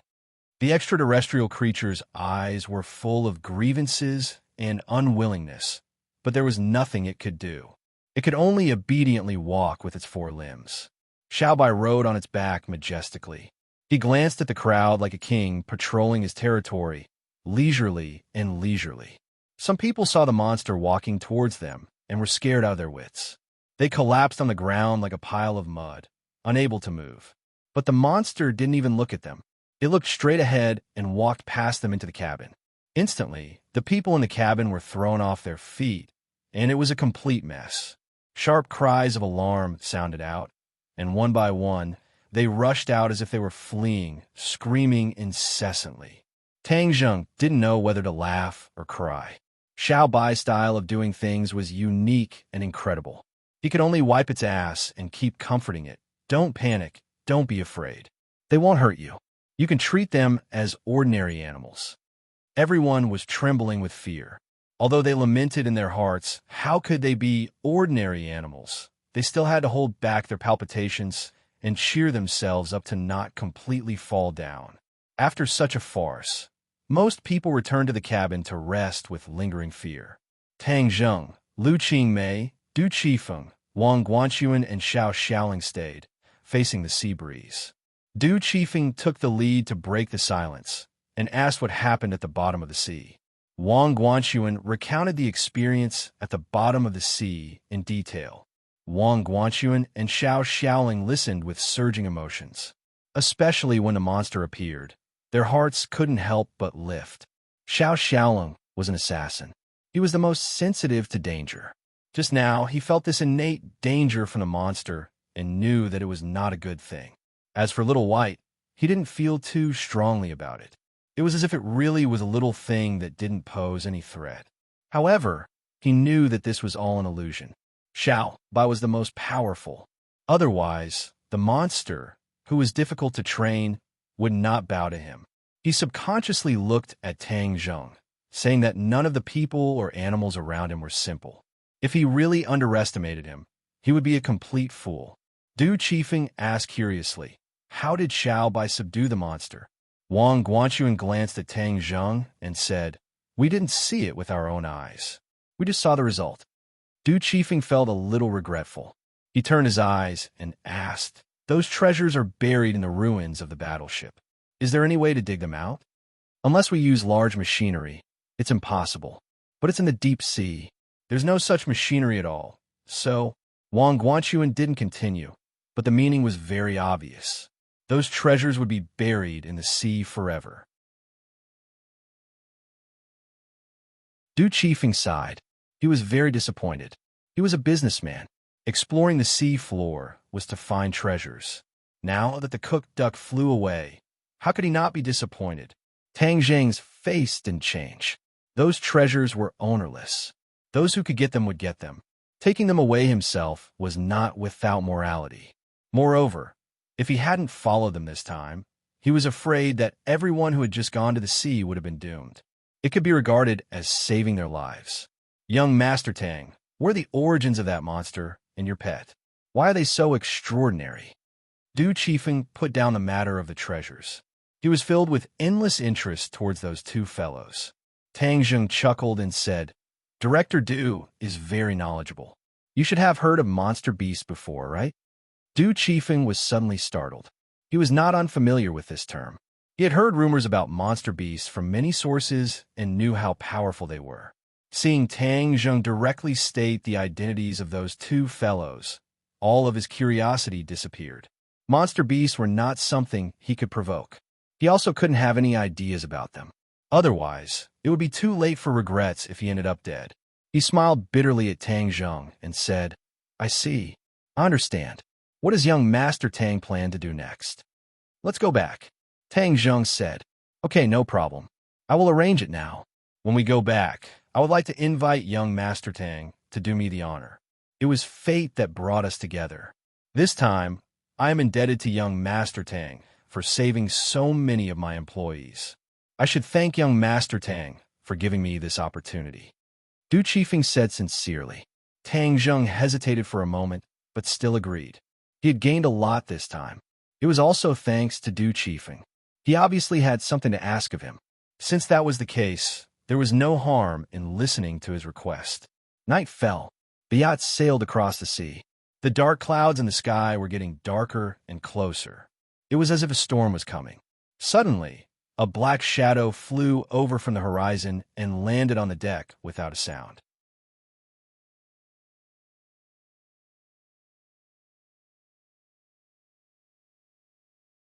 Chapter 1008.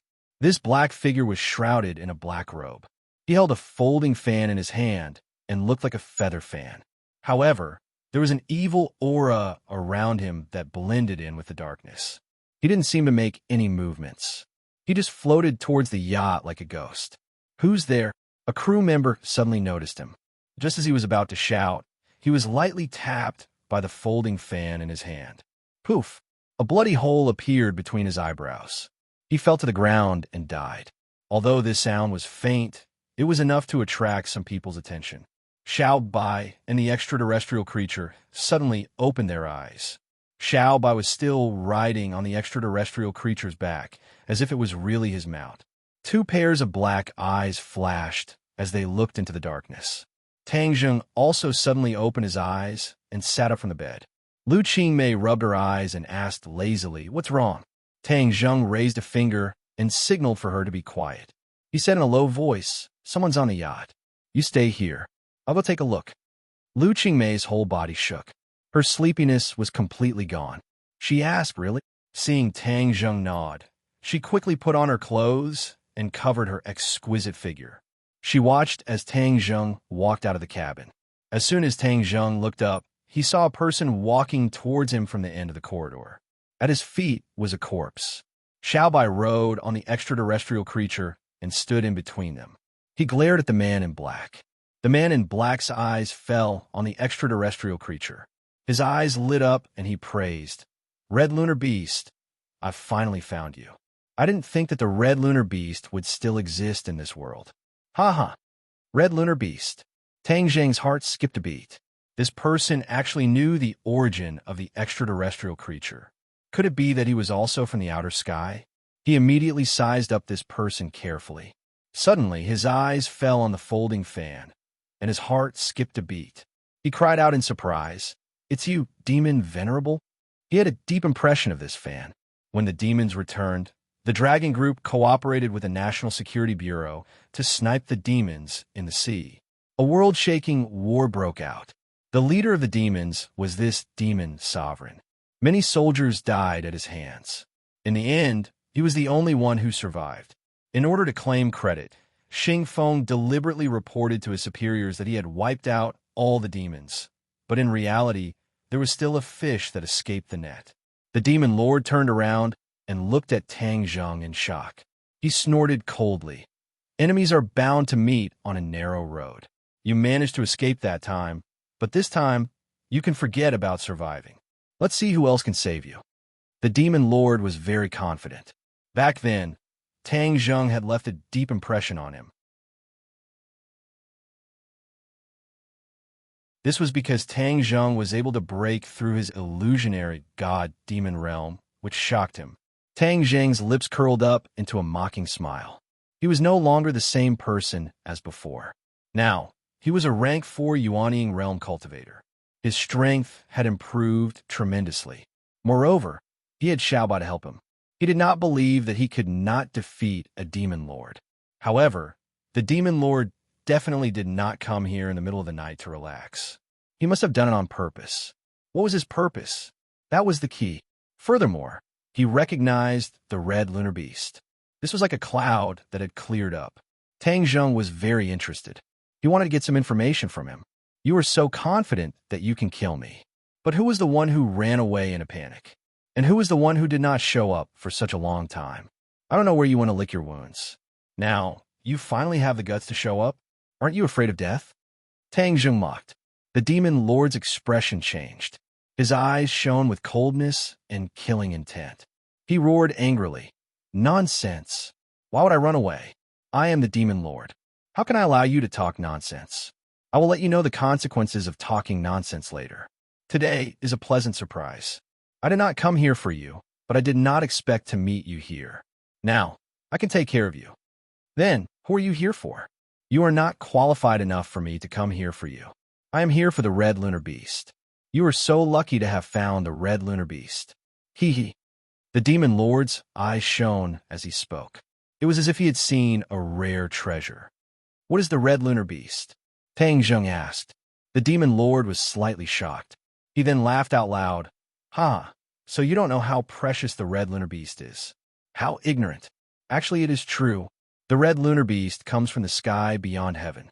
How could you know how precious it is? But I don't see how precious it is. Tang Zheng refuted on purpose.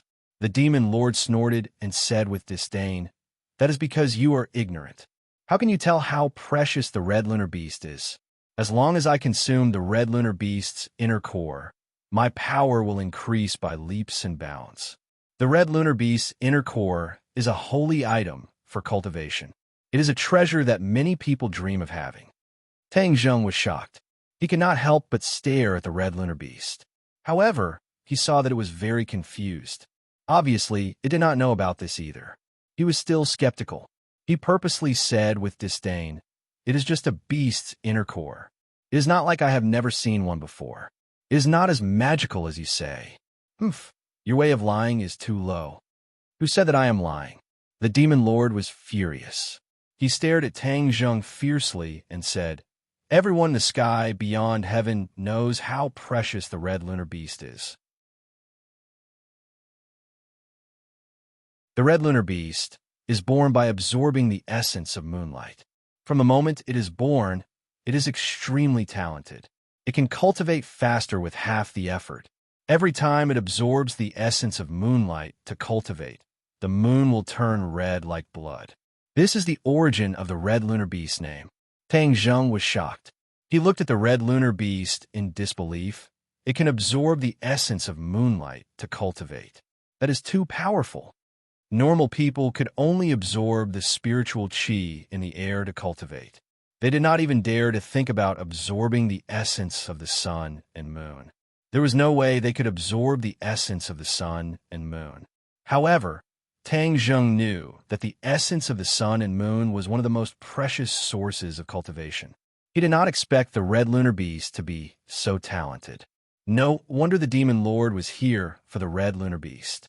Coincidentally, I saw a picture of the red lunar beast skeleton on the internet. I asked around and finally found this place. I never thought that I would actually see it. The heavens are helping me. Just wait until I consume the red lunar beast's inner core. No one in this world will be able to defeat me. The demon lord's eyes shone with madness. Tang Zheng rolled his eyes speechlessly. This demon lord was so trendy. He even knew how to surf the internet. Without a doubt, this picture of the red lunar bee skeleton was accidentally posted on the internet by one of the exploration team members. Who would have thought that the demon lord would find out about it? That's why he followed me all the way here. Of course, the demon lord came here hoping that he could get lucky. He did not expect to see the real body of the red lunar beast. How could he not be happy? Tang Zheng thought through the details and rejoiced that he was one step ahead of the rest and was the first to act. Otherwise, the Scarlet Lunar Beast would not be able to escape from the Demon Lord. If the Scarlet Lunar Beast was really as powerful as he said, then the Demon Lord's power would increase by leaps and bounds, and it would be difficult to suppress him. Oh, Red Lunar Beast, once I consume your inner core, not only will I be able to absorb the powerful energy in the inner core, but more importantly, I will also possess your talent. When that time comes, the demon lord raised his head and looked at the night sky. In the boundless night sky, the bright moon was very eye-catching. When that time comes, I will be able to absorb the essence of the moonlight directly. My power will improve tremendously, and I will become the king of this world. Even in the outer heaven, I will be able to occupy a spot. No one will be able to threaten me anymore. Hearing this, Tang Zhang's heartstrings trembled as he realized that the situation was far more complicated than he had imagined. He hurriedly asked, "Are you saying that after consuming the Crimson Moon Beast Niden, I can also possess its innate talent?" "Of course." The demon lord raised his head proudly and answered with disdain. Tang Zhang was enlightened. "No wonder you are trying so hard to get the Red Lunar Beast. This talent was much more important than the energy in the Red Lunar Beast's inner core. Once he had this talent, he would be able to continuously absorb the essence of the moonlight from the moon. The essence of the moonlight was much more powerful than spiritual qi. His cultivation would be much faster." Tang Zheng looked at the Red Lunar Beast with a complicated expression. It seemed to have noticed that Tang Zheng was looking at it, so it turned around. When their eyes met, the Red Lunar Beast shrunk its neck. It knew that the situation was not good. "Thank you for telling me all this. If it weren't for you, I am afraid that I wouldn't know about all this. Telling me all this before you die is the last bit of value you have," Tang Zheng said calmly. The demon lord was stunned for a moment. Then, it laughed out loud as if it had heard the funniest joke in the world. It snorted, "Are you really scared out of your wits? How could you say something so stupid? About the Red Lunar Beast, it is useless for you to know, because you will not be able to see me absorb its inner core." After he finished speaking, he was ready to take action. However, he heard a few cracking sounds. Several cabin doors opened, and many people came out. They were finally awakened by this movement. They came out to see what was going on. When they saw that there was an evil, black-clothed man on the yacht, they were scared and retreated. "Everyone, don't panic. I'm here. He can't hurt you." Tang Zheng comforted them. "Who is he?" Du Qifeng asked. "A fish that escaped the net. I let him escape. Today, he won't be able to escape."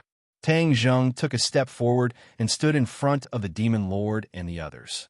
Xiao Xiaoling also hurriedly stood in front of everyone. He looked at the demon lord with vigilance. He had already judged that this person was extraordinary, so he raised his spirit. The demon lord coldly glanced at everyone and said, "Hee, there are so many people here. Wait until I get rid of you, then I'll get rid of them. Then, no one will know what happened tonight. It's a pity that you won't be able to see me soar into the sky and amaze the world. Don't dream about your spring and autumn." Tang Zheng stepped forward and took the initiative to attack. The War Soul sword slashed the air and directly attacked the demon lord. The demon lord snorted coldly and opened his folding fan. Whoosh, whoosh, whoosh. A cold light flew out of the folding fan and shot straight at Tang Zheng. Ding dang. After a crisp sound, the War Soul sword resisted the attack of the cold light. Only a few puffs were heard. The cabin door and walls had many small holes, which were completely destroyed by the cold light.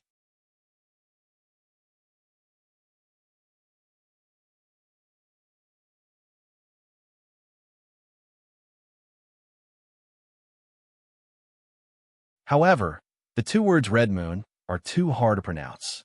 I want to give you a new name. Whoosh! The Red Moon Beast snorted as if it was protesting against Xiao Bai's decision. Xiao Bai knocked on the Red Moon Beast's head and pretended to be angry. "You dare to protest? Do you believe that I will roast you now?" The Scarlet Lunar Beast shuddered and did not dare to protest anymore. It was as docile as a kitten. This sentence became the most effective weapon to threaten the Red Lunar Beast. "That's more like it." Xiao Bai was satisfied and started to think. As for the battle in the outside world, it did not seem to be affected by it at all. Suddenly, it cheered, "Wow, I got it. This name must be very good, just a little bit worse than my name." The red lunar beast's eyes were filled with fear, as if it had foreseen something bad. Little Yu, this name sounds good, right? Xiao Bai's eyes shone brightly as it spoke. The red lunar beast's eyes were filled with despair. It was trying its best to control its thoughts of resisting, but it definitely wanted to kill itself. Xiao Bai clapped its paws excitedly. From now on, you will be called Little Yu. Remember my kindness of giving you a name? You must repay me in the future. Xiao Bai was very proud of itself, as if it had done something great. The red lunar beast almost burst into tears. It was filled with grief and indignation. It looked like it was taking revenge, but how could it repay him? Tang Jing also heard their conversation and wanted a laugh in his heart. Indeed, there was always one thing to conquer another. Even though the scarlet lunar beast was extraordinary, it could only be obedient in the hands of Little White. It could not even cause a ripple. What was the origin of this Xiao Bai? How could it have such a demonic power? Tang Jing was even more curious about this question. In fact, he had already asked it yesterday, but Xiao Bai's memory was limited. It could only remember what happened after it was born. As for the origin of its own race, it did not know anything at all. Tang Jing could not help but feel disappointed, but it also filled him with anticipation. The red lunar beast was not simple, so one could only imagine how amazing Xiao Bai's true identity was. The power of the demonic eye-soul extermination was very strong. Tang Jing felt as if his soul was about to scatter, which made his heartstrings tremble. The battle soul sword was waving faster and faster. Suddenly, a ray of light flashed through his mind. The Tai Chi Yin-Yang sword art had magically appeared. This set of sword technique was usually impossible to remember and would only appear in this kind of life and death situation. So Tang Jing was not surprised at all and was able to use this set of sword technique with ease. Swoosh! Swoosh! In an instant, the battle soul sword left his hand and flew towards the demon lord. The demon lord's expression changed. It seemed to have realized the power of this sword art. The folding fan in its hand opened up and expanded rapidly, completely blocking the battle soul sword.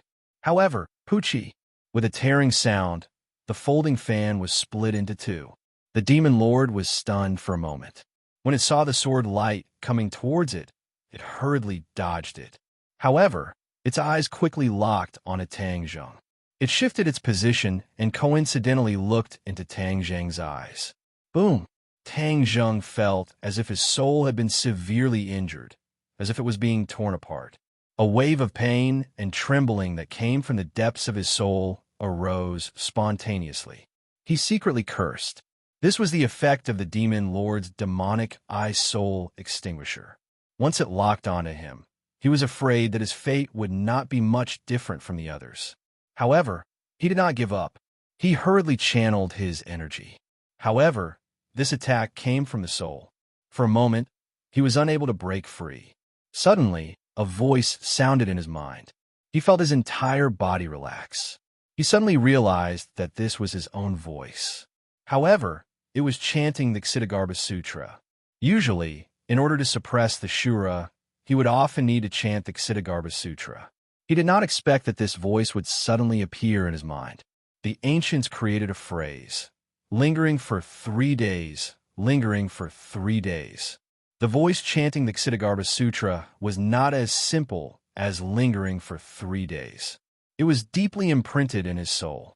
When his soul was attacked, the Ksitigarbha Sutra would be triggered. He suddenly realized that the members of the world of spirits and souls were originally spirits. As the Dizong of Goguryu's most powerful technique, the Ksitigarbha Sutra was, of course, the best technique for cultivating the soul. It seemed reasonable that it could resist the demon lord's demonic eye-soul extinguisher attack. Tang Jing was overjoyed. He originally thought that the Ksitigarbha Sutra could only be used to suppress the Shura. Now, it seemed that its effect was far greater than he thought. In fact, he was not wrong. The Ksitigarbha Sutra was a high-level technique for cultivating the soul. As he chanted it every day, the Ksitigarbha Sutra was gradually imprinted in his soul. Over time, his soul became stronger and stronger. Even when facing a soul-type attack, he could handle it with ease. The Demon Lord was very confident. He thought that this was a sure thing. He would definitely be able to get rid of Tang Zheng. However, he suddenly noticed that the corner of Tang Zheng's mouth curled up into a smile. His heart skipped a beat as he realized that something was wrong. An ominous premonition struck him. Before he could react, he found that there were 2 palms on his chest. Bang! Bang! As the 2 palms landed on his chest quickly caved in. Like a kite with a broken string, he fell into the sea, splashing water everywhere. Xiaobai was not surprised by this scene. He mumbled, "This Demon Lord is also an idiot. How dare he look down on my master? Now, he has suffered the consequences of his own actions." The Scarlet Moon Beast rolled its eyes, as if to say that he was not as powerful as he said. Xiao Bai's fiery golden eyes immediately noticed the look in the Scarlet Moon Beast's eyes. His eyes flashed as he asked, "You don't agree?" The Scarlet Moon Beast immediately denied, shaking its head like a rattledrum. "If you dare to disagree, I will roast you," Xiao Bai threatened. The Scarlet Moon Beast lowered its head, feeling wronged. Xiao Bai suddenly pointed at the sea and shouted, "Master, the Demon Lord is not dead yet. Look at the sea." There was a mark on the sea, and it was moving quickly towards the distance. Under the moonlight, it was very obvious. "You want to run away? Didn't you want to kill me?" Tang Zheng sneered. He flew on his sword and chased after it. "Let's go and have a look." Little White patted the back of the Scarlet Lunar Beast. The Scarlet Lunar Beast roared and rushed out of the ship, landing on the surface of the water. However, it did not sink. Instead, it stepped on the water and quickly chased after Little White. The others rushed out in fear, looking at the backs of the few from afar. The earth-shattering battle just now had completely changed their worldview, letting them experience another world outside of this one. They looked at each other, unable to calm down. Lu Qingmei's eyes lit up. She clenched her fists and locked on to the handsome figure in the air. Her beautiful eyes were filled with splendor. The two rushed towards the horizon, one after the other. The dark clouds in the sky moved to the top of their heads, and a storm was coming. Crack!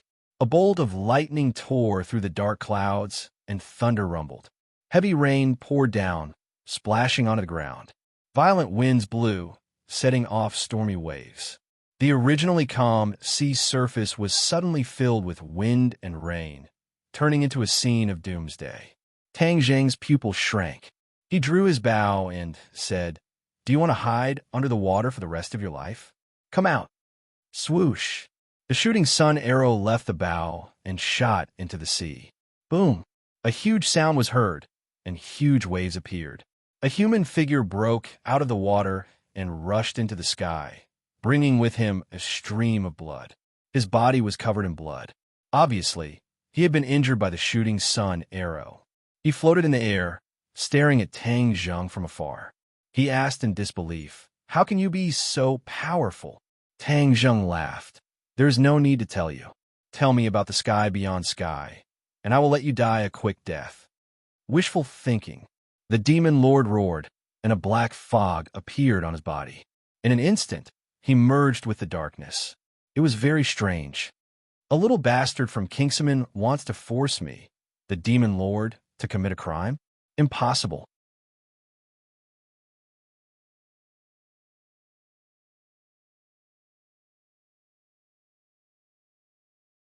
Chapter 10:10. In the Demon Honorable's mind, Tang Zheng had once performed the Heavenly Fairy Sword technique. Therefore, he had always considered Tang Zheng as someone from Kingsman. As for Kingsman, he did not take them seriously. This was because this sect was considered strong in the past. However, ever since they were banished to the outer sky, they had gradually declined. Now, they were reduced to a third-rate sect. For a powerful sect like the Demon Race, they naturally did not take such a third-rate sect seriously. How ignorant! You still think that I'm from Kingsman. Tang Zheng snorted in disdain. The shooting sun arrow was placed on the heaven-shocking bow, and in that moment, the arrowhead flickered with light, like a ray of starlight shining brightly in the night sky. Break! Tang Zheng roared. The shooting sun arrow pierced through the sky. The black fog behind the demon honorable surged and turned into a wall, blocking the shooting sun arrow's path. Boom! The shooting sun arrow hit the black fog. The black fog shattered, and the shooting sun arrow fell into the sea. Whoosh, whoosh, whoosh. Another 3 arrows were shot consecutively. They formed the shape of a triangle and shot towards the demon honorable in an orderly manner. The demon honorable was shocked and screamed. However, he slapped his own chest and spat out a mouthful of blood. This scene looked like self-mutilation. However, Tang Zheng did not think so. The demon honorable was forced into a corner and was about to give his all. Thus, he hurriedly made preparations for everything. As expected, the blood that he spat out floated in mid-air. The demon honorable's finger was stained with the blood. He quickly dropped it in mid-air. A pungent smell of blood rushed into the sky. Due to the storm, the smell of blood did not weaken. Instead, it became stronger. The demon honorable had a ferocious expression on his face. He shouted fiercely, "Souls stealing in the blood sea." As soon as he finished speaking, the sky turned red. Even the rain that fell from the dark clouds turned red like fresh blood. The rainwater fell into the sea and bubbled as if it was boiling. In an instant, the area below turned into a sea of blood. Fish floated on the surface of the sea with their bellies up, losing their lives. This area seemed to have turned into a sea of death, causing people to be intimidated. Bai and the red lunar beast were floating in the sea, but they were not affected. Bai was holding 2 shooting sun arrows in its claws. It had picked them up when they fell into the sea. Raising his head to look at the scene, Bai curled his lips. This demon lord is really not easy to deal with. You, if Master is not strong enough later, you can't be lazy. You have to help Master. Do you hear me? This time, the red lunar beast agreed without hesitation. Bai happily praised. Very good. Keep it up. Keep it up. 3 shooting sun arrows arrived in front of the demon venerable. The rain that fell from the sky suddenly stopped and gradually gathered in front of the demon lord. The seawater below also soared into the sky. The 2 blood-like streams of water merged and quickly intertwined into a giant hand, grabbing the 3 shooting sun arrows. Boom! Boom! After 3 explosions, the shooting sun arrows stopped and fell into the sea. Bai leaped up and snatched the shooting sun arrows back. As for the giant blood-red hand, it also fell apart. However, before Tang Zheng could be happy, the blood-red hand quickly gathered and protected the demon lord, blocking all possible attacks. Tang Zheng had a strange look in his eyes. This was a move that the demon lord had not used last time. Last time, he had mainly used the illusory God-Devil realm and the demonic I-Soul extermination. Now that these 2 moves were useless against Tang Zheng, the demon lord had no choice but to change his attack pattern. Obviously, this move was not simple. Tang Zheng did not dare to be careless. What he didn't know was that the demon sovereign had to pay a huge price to use this move. The demon sovereign had to sacrifice his own life to use this move. Therefore, under normal circumstances, he would never use such a risky move. But now he had no choice but to do so. Otherwise, it would be even more difficult for him to escape. Now, he still had a chance to live. Lightning flashed, and thunder rumbled in the sky. Even the lightning seemed to have been dyed red. Everything was strange. This time, Tang Zheng did not hold back. He shot out the remaining 4 shooting sun arrows. The 4 arrows were shot together with unparalleled power. Kill! The demon lord roared. His body was covered in a bloody light and could not be seen clearly. The pair of blood-red hands grew bigger and bigger. In the end, they almost occupied half of the sky and fell from the sky. Whoosh! The blood-red hand grabbed one of the shooting sun arrows and threw it down disdainfully. Following the same pattern, the remaining 3 shooting sun arrows were blocked one by one. A red light flashed, and the blood-red hand exploded into pieces. Lines of blood also appeared on the demon lord's body. His body seemed to be dismembered. The blood merged with the blood around his body and fluctuated violently. Immediately, a blood-red hand appeared and grabbed at Tang Zheng. An invisible force seemed to have grabbed Tang Zheng's soul. Tang Zheng felt his body tighten. It was as if his soul was about to leave his body. He hurriedly chanted the Ksitigarbha Sutra. His soul immediately calmed down, and that feeling disappeared. The demon lord waited for a long time and found that the blood-red hand was empty. It did not snatch away Tang Zheng's soul. This was too inconceivable. This was because even an early soul formation stage cultivator would find it extremely difficult to dodge this attack. They would not be able to dodge it as easily as Tang Zheng. The demon lord was puzzled. However, he already knew that something was wrong. This was because his body had reached a limit. If he continued to force himself, his blood would dry up, and he would die even if Tang Zheng did not attack him. His blood was like a flood that broke through a dam. It continued to flow out from the various wounds on his body, completely drenching his clothes and mixing with the rain and seawater outside. A hint of despair flashed through his heart, but he instantly reminded himself that he could not be so pessimistic. After all, the outcome had not been decided yet. Your soul attack is useless against me. Don't waste your energy. Tang Zheng roared. What kind of spell have you cultivated? How can you defend against my soul attack? The demon lord was unwilling to give up. He asked in a hoarse voice. Soul attacks had always been one of his strengths. Many people who were on the same level as him had died at his hands because of his soul attacks. This was also what he was most proud of. However, he did not expect that this series of attacks would be useless against Tang Zheng. The Ksitigarbha Sutra. Have you heard of it? Tang Zheng asked with a smile. The Ksitigarbha Sutra? The demon lord was confused. It was obvious that he had never heard of this spell. Bring back my sun shooting arrows. Tang Zheng had already seen Bai on the surface of the sea. Hence, he could shoot arrows without fear. He did not have to worry about losing the sun shooting arrows in the sea. Whiz! Bai carried the sun-shooting arrows and soared into the sky from the scarlet lunar beast. His four hooves were on fire as he stepped on the flames. He was not afraid of the wind and rain at all as he arrived beside Tang Zheng. Tang Zheng took the 9 sun-shooting arrows. Suddenly, his expression changed drastically. He looked at the sun-shooting arrows in his hand in shock. Although there were 9 sun-shooting arrows, when combined together, it gave him the feeling that they were one. Could it be that not only can these 9 sun-shooting arrows be separated, they can also be combined into one? With a thought, he immediately activated his innate chi and channeled it into the sun-shooting arrows. However, there was no change. There's no reaction. Could it be that I guessed wrongly? He was confused, but he immediately denied this thought. His intuition should not be wrong, but there must be something wrong somewhere. Suddenly, an idea flashed through his mind, and he suddenly remembered something. All of his magic treasure had been recognized by blood, but only the heaven-shocking bow and the sun-shooting arrows did not have this procedure. Because he had done this before, but it was useless.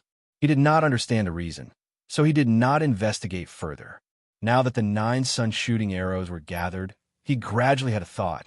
Could it be that it was because he did not gather all of the sun-shooting arrows back then?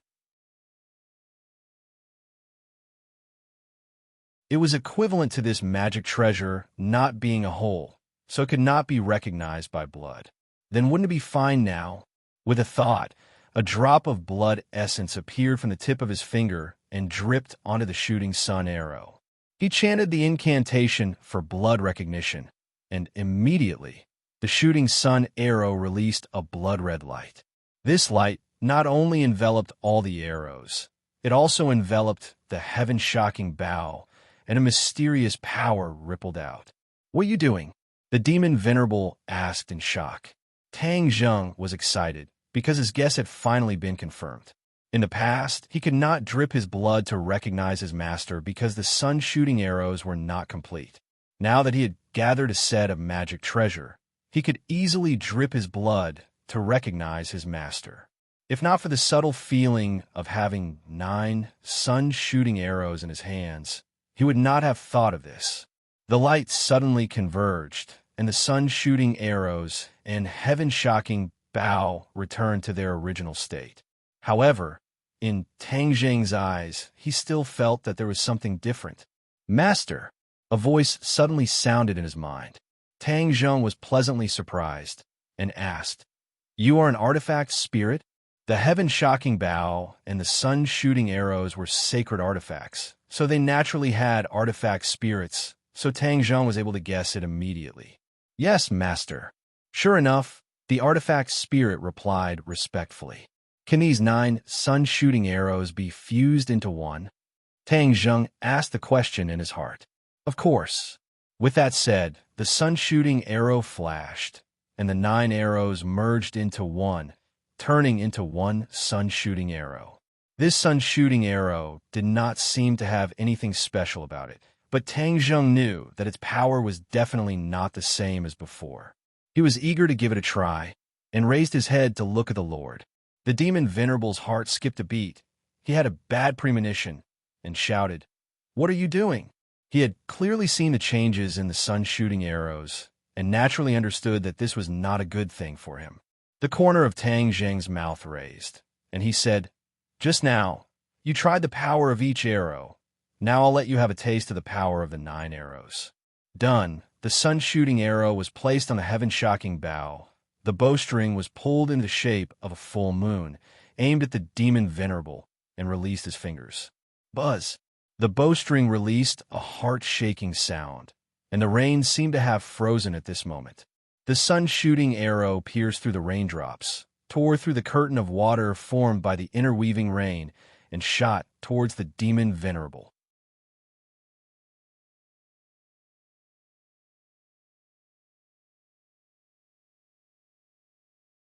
Chapter 10:11. When the demon Venerable saw the shooting sun arrow flying towards him, he staggered backwards and tried to fight back. The blood in the air interweaved to form a water screen. However, with a tearing sound, the shooting sun arrow mercilessly tore a hole in the water screen. The shooting sun arrow accurately pierced through the demon Venerable's chest. Everything froze. The demon marshal's body suddenly stiffened and maintained a strange posture. His eyes were filled with disbelief as his life force quickly disappeared. Ah! A heart-wrenching scream came from the depths of his throat. It was abnormally ear-piercing. Suddenly, the scream stopped abruptly. A large amount of blood spurted out from the gaps in his body like a fountain. Boom! Under the great lord's desperate gaze, a loud explosion occurred. The demon marshal's body turned into a rain of blood that drifted with the wind and fell into the sea. Tang Zheng was in a daze for a moment and was amazed. The power of 9 arrows combined into one was unimaginable. Furthermore, when the shooting sun arrow flew out, his connection with the shooting sun arrow was still very close. The shooting sun arrow floated in midair and did not fall into the sea like before. "Come back," Tang Zheng called out, and the shooting sun arrow flew back into his hand with a so sound. He could freely control the shooting sun arrow as if he was controlling the war soul sword. This way, he did not have to worry about losing the shooting sun arrow. This was an unexpected surprise of the blood recognition. I looked at this scene lazily and curled his lips. What demon marshal? It's just SOSO. How can it be Master's opponent? Tang Zheng's entire body relaxed as he laughed involuntarily and said, "Are you trying to flatter me?" I opened his mouth as if he was laughing. "Let's go down. Don't let the scarlet lunar beast escape." "How dare it? Roast it," I said fiercely. Tang Zheng laughed and looked at the rain that was gradually returning to normal. Although it was a storm in front of him, the wind and rain could not affect him at all.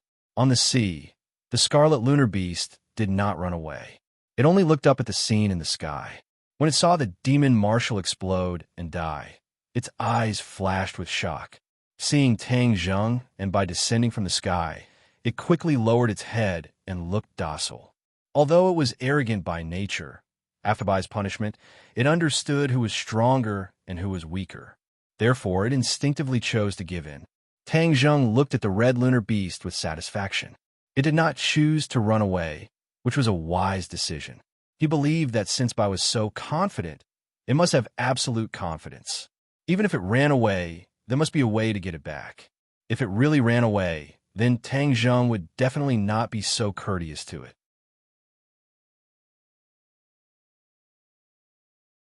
Since the Red Lunar Beast was so useful that even the Demon Lord wanted to snatch its inner core, if it was really rebellious, then Tang Zheng would definitely not keep a ticking time bomb by his side. He might even snatch its inner core. However, since it was so obedient and it was related to the Red Moon Beast and the crystal, he would not touch it for the time being. Although he also urgently needed to increase his power, he was not as crazy as the Demon Sovereign.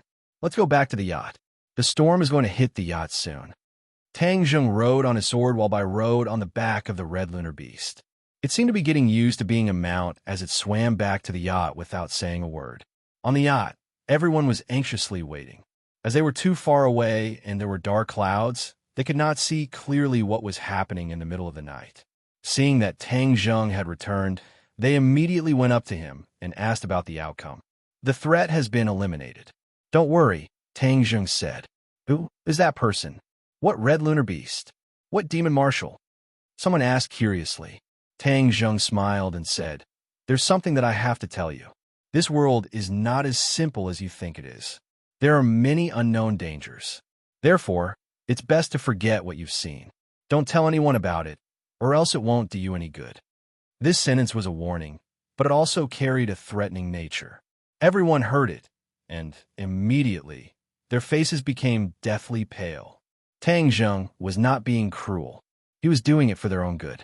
If they were to spread the news, they would be the ones who would be hurt in the end. Of course, he might be in some trouble, but he already had enough troubles. He did not care about one more. Du Qifeng's heart skipped a beat, and his face became serious. He warned everyone sternly. Did you hear that? Young Master Tang is doing it for everyone's good. You must remember that. Otherwise, you'll be the ones who suffer in the end. If I hear anyone spreading rumors, I won't let them go.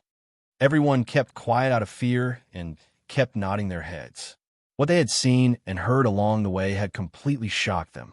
Although they were curious, no one would risk their lives to spread rumors. Tang Zheng nodded his head in satisfaction. This matter was finally over. Du Qifeng immediately asked someone to clean up the blood on the ground and the dead colleague. This time, they had lost 2 people, and it was a shadow in everyone's heart. Whoosh! The wind blew, and the storm finally swept over. The yacht shook with the breaking waves. The rainstorm hit the yacht and made a crackling sound. Tang Zheng's face sank. His right foot gently stamped on the deck.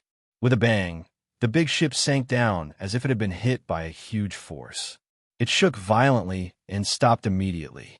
The yacht seemed to have taken root in the sea. No matter how turbulent the waves were, they could not do anything to the yacht. Early in the morning, the storm finally stopped. The wind and rain washed away the killing and blood of last night. The sun shone and the sea breeze blew, bringing a fresh smell. For what happened last night, everyone chose to keep their mouths shut. No one mentioned it or asked Tang Zheng about it. Everyone was eager to return to the land. At noon, the yacht finally docked. Several luxury cars had been waiting at the dock for a long time. Tang Zheng, Lu Qingmei, Du Qifeng, Wang Guanchuan, and Xiao Xiaolin got in a car. Bai and the Red Moon Beast naturally followed. The Red Moon Beast was as big as a leopard. It was majestic and looked at the colorful world in amazement. It had been on the bottom of the sea since it was born. It had never left the sea. In the face of this colorful world, there was some confusion in its eyes. It was even more difficult to hide its excitement. It sniffed left and right. Bai scornfully curled his lips and said, "You are really ignorant." The Red Moon Beast rolled its eyes and did not dare to refute. Fortunately, there were too many local tyrants who raised some strange pets, so even if the Red Moon Beast was a bit strange, it did not cause too much reaction from strangers. At most, they just looked at it a few more times. This made Tang Zheng feel relieved. If the Red Moon Beast was too eye-catching, he would definitely not hesitate to take it into Sumeru World. The car came to a high-end hotel. Delicious food was waiting for them. This was Du Qifeng's arrangement. Tang Zheng did not object. At the dining table, Du Qifeng was very good at livening up the atmosphere. The gloominess on the sea was swept away. Both the guests and the host enjoyed themselves. After eating and drinking to their heart's content, Tang Zheng did not beat around the bush. He said directly, "Director Du, it's fate that we met this time. If there's anything that you need help with, just tell me. If there's anything that I can help with, I'll do my best." Since Du Qifeng was so attentive, he must have a request. Du Qifeng looked at Tang Zheng gratefully. If Tang Zheng did not take the initiative to mention it, he would not have dared to mention it after so many things had happened. At that moment, he was relieved.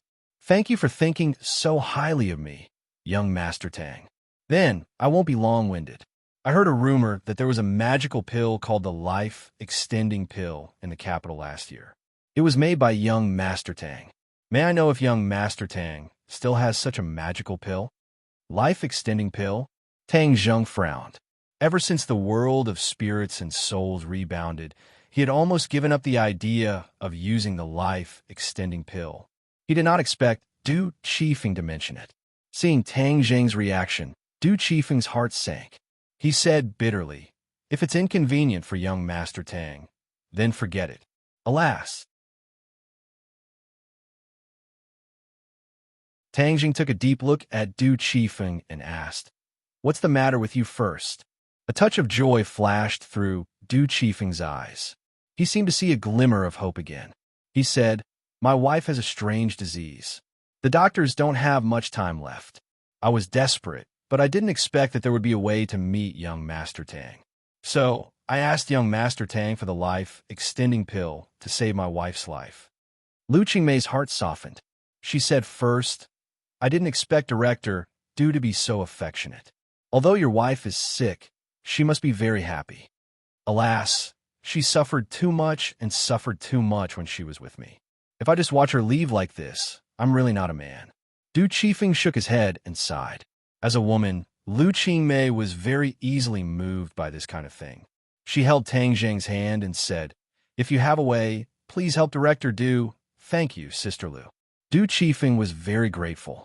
He knew very well how important Lu Qingmei was. With her words, Tang Zheng would definitely not sit by and do nothing. Sure enough, Tang Zheng nodded. "Director Du is a man who values affectionate and righteousness. I admire you very much. I will help you, but I don't have the life-extending pill." The life-extending pill could extend one's life. It was related to the ghost realm, so he didn't want to use it easily. There were many ways to save people. It was not necessary to use the life-extending pill. Hearing that there was no life-extending pill, a touch of despair flashed through Du Qifeng's eyes. Seeing this, Tang Zheng hurriedly said, "Director Du, don't worry. Listen to me. Although I don't have the life-extending pill, it's not difficult to cure diseases and save people. I'll recommend a person to you. He is the divine hand of Xing Lin. I think he can help your wife." "Who is it?" "The King of Medicine." "The King of Medicine? Isn't his whereabouts uncertain? Where can I find him?" Hearing this name, Du Qifeng's eyes lit up. He had thought of looking for the King of Medicine, but this person was elusive. With his level, he couldn't find the King of Medicine. Tang Zheng smiled faintly. Of course, he knew where the King of Medicine was. He was studying medicine in Tang Zheng's pharmaceutical company. This old man was obsessed with medicine. He was obsessed with the life-extending pill provided by Tang Zheng. He wouldn't give up until he thoroughly studied it. "I'll ask him to contact you. If it still doesn't work, I'll think of another way," Tang Zheng promised.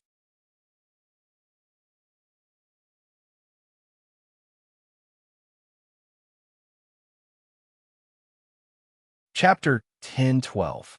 After dinner, a group of people parted ways. Tang Zheng, Lu Qingmei, and Xiao Xiaoling returned to the capital, and the others followed Du Qifeng and left. Along the way, Xiao Xiaoling drove, but he was very silent. Tang Zheng and Lu Qingmei sat in the back seat, while the Red Moon Beast and Xiao Bai sat in the front seat. The Red Moon Beast had retracted its head, and it no longer looked at the Grand View Garden like Granny Lu. It had a new understanding of the world and seemed to be lost in thought. Little White lazily laid on its body, using it as a cushion. The sunlight shone in from the window and shone on its snow-white fur, making it look like the most precious satin. As for the red fur on its forehead, it looked like it was about to burn. Tang Zheng glanced at Xiaoling who was driving, and said, "After returning to the capital, I will give you a task. You go and find Song Yu and the other people of the Sword Pavilion. Now you are a master warrior. It's no problem to deal with Song Yu, right?" Xiaoling pondered for a moment and replied without turning his head, "Yes." Tang Zheng didn't expect Xiaoling to be loyal. As long as he didn't violate his promise, he was still very confident about this. This task was also equivalent to a test. If he really failed, he would stand aside forever in the future. At present, Tang Zheng was not short of manpower. A master warrior didn't have much value to him. The car stopped at the door of the house. Hearing the sound, the others came out. Fang Shishir saw Xiaoling and couldn't help exclaiming, "Why are you here?" The original trip to Dianan left a deep impression on her, so she still remembered Xiaoling. Xiaoling narrowed his eyes and recognized Fang Shishir. He looked at Lu Qingmei thoughtfully, but he didn't say anything. "You go." Tang Zheng waved his hand. Xiaoling didn't say a word, turned around and left. "Isn't he a killer? Why is he with you?" Fang Shishir frowned and asked. "I have taken him under my command." "I see." Fang Shishir suddenly understood and looked at Lu Qingmei thoughtfully, trying to guess what had happened between the two. Although Lu Qingmei was shy, she still greeted everyone gracefully. When they entered the room, the people in the room began to ask questions. Tang Zheng was not in a hurry to answer. Instead, he asked, "Where's Grandpa? Why don't I see him?" "Grandpa is living next door. Uncle and Auntie are also living with him," Fang Shishir said. It turned out that after the old man came to the capital, he felt that it was a novelty at first, but later on, he found a room full of girls swaying in front of him, dazzling him. The old man liked peace and quiet. In the end, he suggested that they move out. How could Fang Shishir and the others agree? However, they couldn't resist the old man's insistence. In the end, they decided to move out on their own, but the old man vetoed it. They had no choice but to buy the villa next door for the old man to live in. When Wu Junshan and Lan Yu saw this, they were worried that the old man would be lonely, so they took the initiative to move in together. "It's all our fault. We're too noisy every day and disturb Grandpa." Fang Shishir said guiltily, "It's not your fault. I'm going to see Grandpa. I'll be back in a while." Tang Zheng came next door and found the three of them sitting under the shade of a tree in the backyard drinking tea. Wu Dang acted as a waiter serving tea. When she saw Tang Zheng, her eyes were filled with surprise. "You came back so quickly. Why didn't you call in advance?" Wu Dang intimately ran over. Tang Zheng hugged her slender waist. Seeing the other three turn their heads, he said without blushing, "Grandpa, I'm back." Tang Dahai happily stood up and amiably looked at the pair and said, "It's good that you're back. Everyone is talking about you." Wu Junshan and Lan Yu also looked at him with surprise, especially Lan Yu. Her eyes were extremely soft and emitted a motherly radiance. Tang Zheng nodded to the two of them and said, "Thank you for accompanying Grandpa." Lan Yu rebuked, "We're all family. There's no need to say thank you. The old man is a very interesting person. Listening to him talk about your childhood is very interesting." "Hee, that's because you don't mind this old man's nagging," Tang Dahai said with a gratified smile. Tang Zheng looked deeply at Wu Junshan and Lan Yu.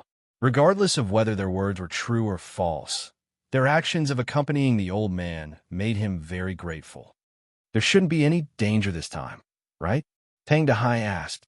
"There's no danger. I just went out for a stroll, reading 10,000 books, walking 10,000 miles.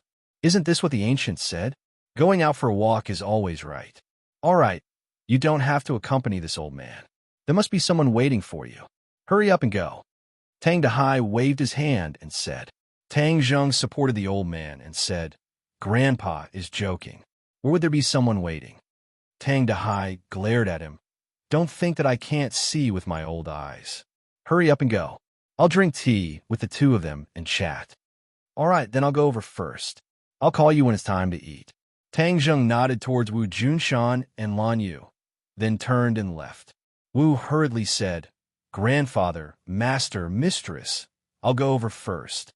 Lan Yu laughed involuntarily. "Go. A grown girl can't be kept." Wu's cheeks were slightly red, but she still held on to Tang Zheng's arm and happily walked out. Tang Dahai looked deeply at Wu Junshan and Lan Yu and said meaningfully, "Don't worry. Little Zheng is a reasonable child. He will definitely understand your good intentions. Just give him some time, and he will figure it all out." Tang Dahai was very clear about the thoughts of the two. In the past, he was worried that his grandson would be snatched away, but now he understood that this worry was unnecessary. No matter who it was impossible for them to snatch Tang Zheng away from him. Therefore, from the bottom of his heart, he hoped that Tang Zheng would be able to reconcile with his parents. He was willing to be the bridge between them. Lan Yu emotionally said, "Thank you, old master, for your understanding. We will definitely work even harder to obtain his forgiveness. We are willing to wait." Wu Junshan also firmly nodded his head.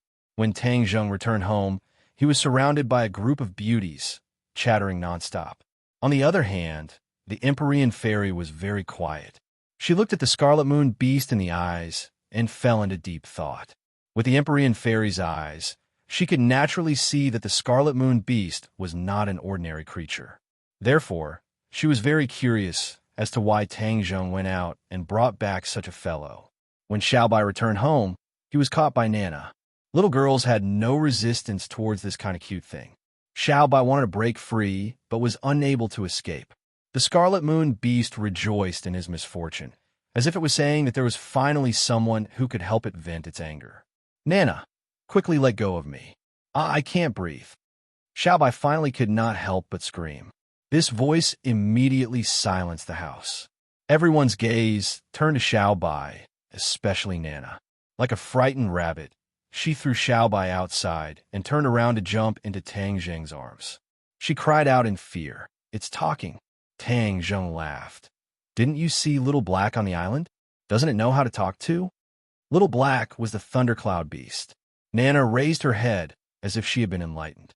She tilted her head and said, "Yes, Little Black can talk too. All the animals in our house can talk. It's not scary at all." After she finished speaking, she turned around and rushed toward Xiaobai. Xiaobai was about to run away, but Nana quickly caught it. Her pair of small hands kept rubbing on its body as she shouted excitedly, "Xiaobai, say something again. Say that you like Nana." Xiaobai rolled its eyes as if it was saying that it was childish. Nana did not let it go. She pulled its mouth and urged, "Xiaobai, say it now." Looking at Xiaobai's hopeless look, Tang Zheng could not help but laugh even louder. Nana seemed to be showing signs of turning into a violent loli. Even the majestic Xiaobai could not resist her. Of course, it was not that Xiaobai was weaker than her. It knew that Nana was one of them, so it did not argue with her. Seeing this, the red lunar beast gloated even more. Its eyes were almost overflowing with joy. Xiaobai looked around and immediately saw its eyes. The red lunar beast shrunk its neck as if it was a mouse that saw a cat. It quickly hid to the side. Seeing this, the rest of the people could not help but laugh. With these two fellows in the house, it seemed to be a lot more fun. The Empyrean fairy looked at the red lunar beast and then looked at Xiaobai. She asked, "You've gained a lot this time. What's its background? Why can't I tell?" Seeing that she was pointing at the red lunar beast, Tang Zheng told her the truth. Its name is the red lunar beast. It's a creature from the outland. That's why you haven't seen it before. Back then, when he brought the crystal back, he did not show it to the Empyrean fairy. Naturally, she did not know about the red lunar beast. However, Fang Shishir had seen it before. That was why she was shocked when she saw the red lunar beast. However, the crystal was very important, so she did not mention it in front of the others, and had never seen the crystal before. Naturally, she did not know about the red lunar beast that was sealed in it. Of course, she did not have much of a reaction. "It's from the outland?" The Empyrean fairy was shocked. She stared at the red lunar beast with a sharp gaze. The scarlet lunar beast quickly retreated.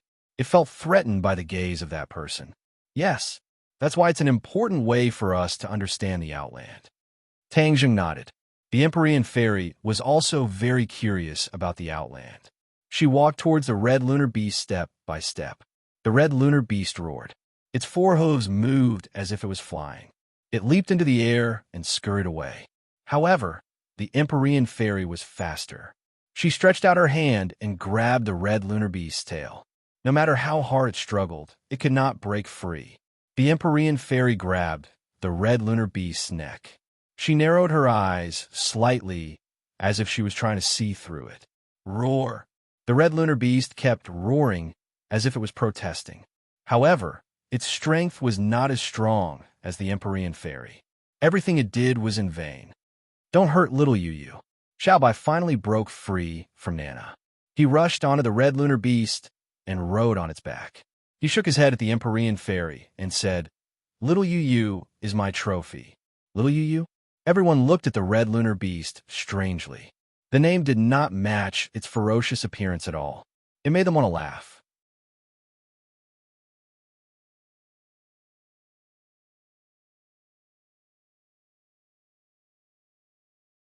Chapter 10:13. Because of Bai and the red lunar beast, the atmosphere was a little funny. Especially when they heard the name Yu. Everyone was laughing. The red lunar beast wanted to dig a hole and hide in it. Tang Zheng glanced at it. Since the red lunar beast was related to the crystal, it was not appropriate for it to appear in front of her. Hence, he signaled the Empyrean fairy with his eyes. The Empyrean fairy understood what he meant. She swallowed the question that she wanted to ask and looked at him meaningfully. The Empyrean fairy let go of her hand, and the red lunar beast ran away. Bai hopped on its back and patted its head. Then, they quickly disappeared from everyone's sight. Tang Zheng went to the backyard, and the others left. Only the Empyrean fairy followed him. She asked softly, "You didn't finish talking just now? What happened?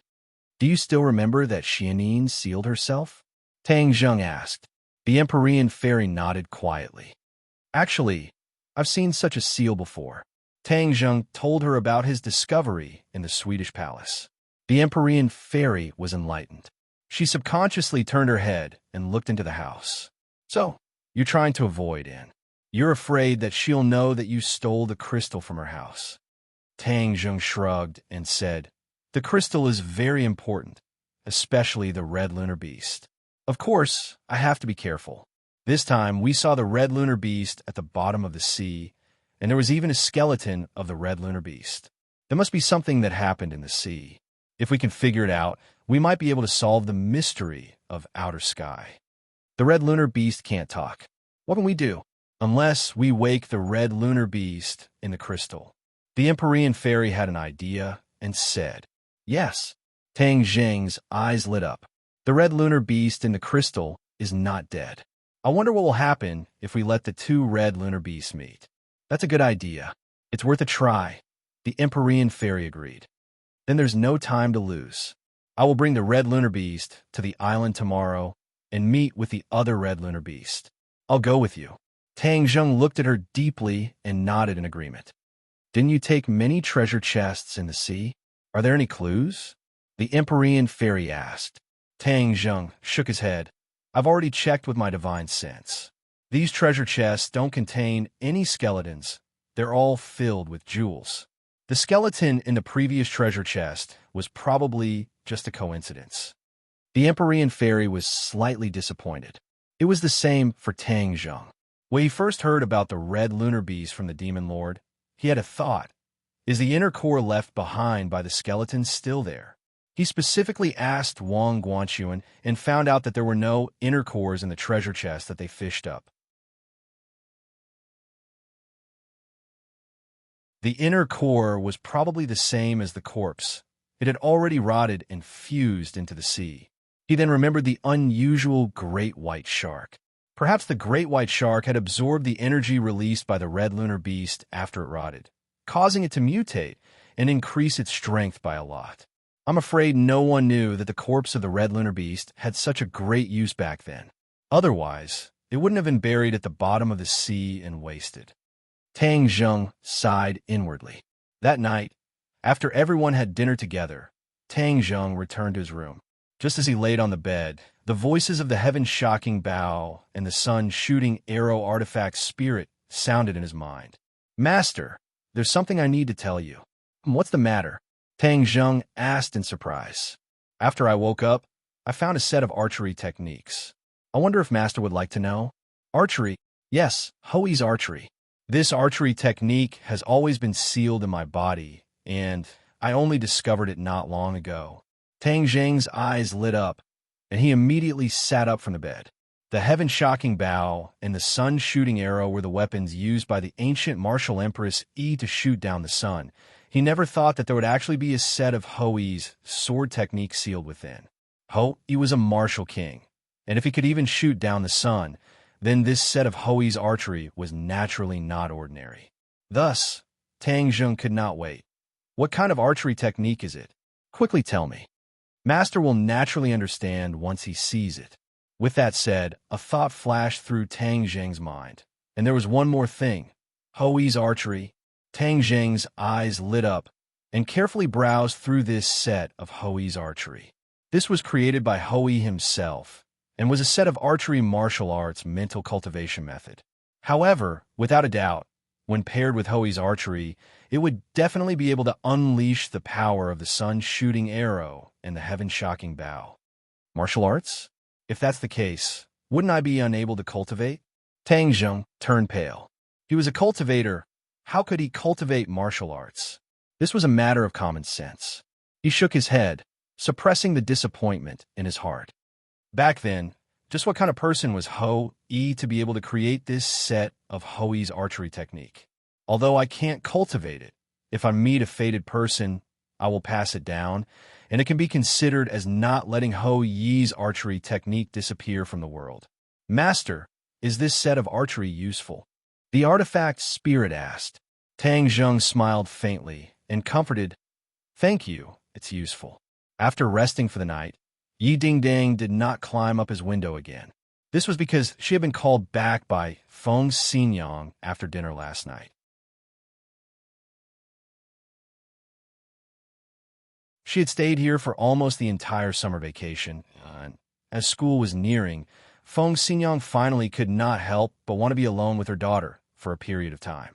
No one else had the guts as big as Yi Dingdang, so he was able to have a peaceful sleep.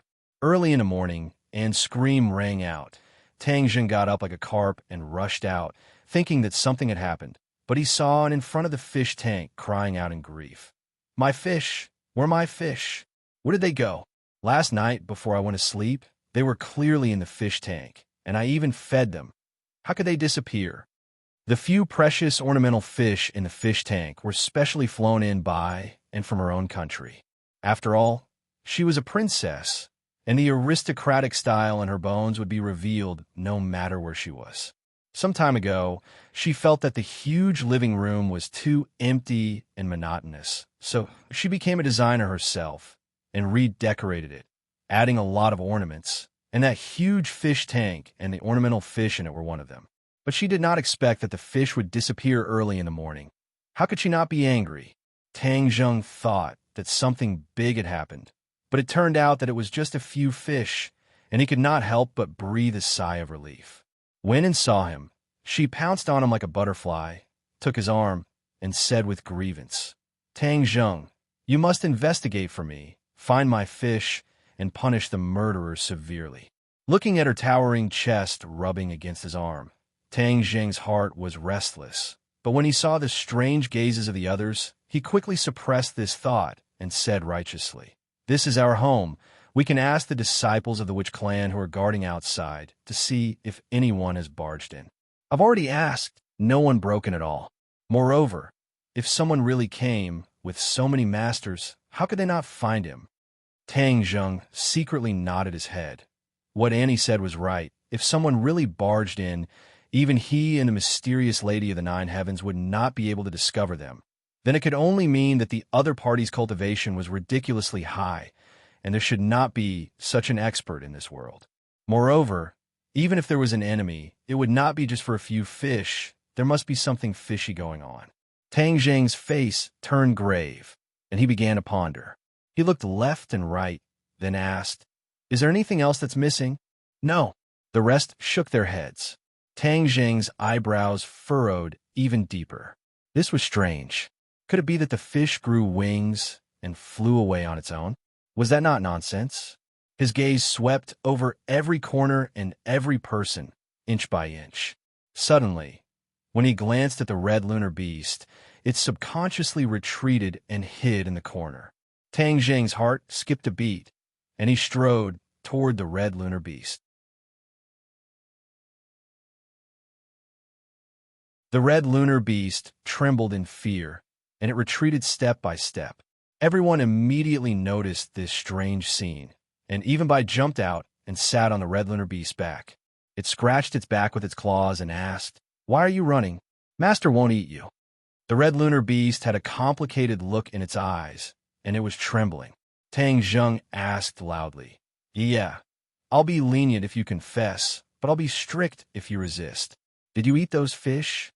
The red lunar beast howled, and it wanted to shake its head to deny it. However, when it looked at Tang Zheng, it stopped and turned back into its head. Everyone was shocked, but they also realized that the red lunar beast was the thief who stole the fish. Tang Zheng smirked. The red lunar beast lived in the deep sea all year round, and it probably ate fishes and prawns. Tang Zheng had forgotten about that, so he did not feed it any food. Bai had always been like that, and it rarely ate anything. He did not expect the red lunar beast to be a foodie, and it ate those fishes secretly in the middle of the night, and was shocked when the culprit came out of the water, and she was furious. She rushed over and shouted, "How could you eat my fish? You're so pitiful." The red lunar beast felt wronged. It had been eating fish all its life. Who told it that it cannot eat fish? It was not something valuable. However, looking at the furious and the red lunar beast chose to retreat. "It's just a few fishes, right? What's the big deal?" I suddenly raised its head and shouted at, and to protect the red lunar beast, and stopped and looked at Tang Zheng pitifully. "Those are my favorite fishes," she felt wronged. Looking at her, Tang Zheng's head went soft. Like magic, a pearl necklace appeared in his hand. "This is for you. Take it as my compensation for your fish." En's wronged voice suddenly stopped. She immediately took the necklace, and her worry turned into joy. She cheered. "This is the first gift you've given me. I'm so happy." At that moment, she threw the matter of the fish to the back of her mind. "Help me put it on." Tang Zheng could not persuade her, so he could only put the necklace on for her. She turned around and asked, "How is it? Is it pretty?" You're tuning in to the Romance Rendezvous YouTube channel. We're so grateful for your support, and don't forget to subscribe to join us on this incredible journey through captivating stories. Your generosity through donations truly makes a world of difference, as it's the primary source of revenue that allows me to expand and enhance this channel for you. Thank you from the bottom of my heart for being a part of this adventure.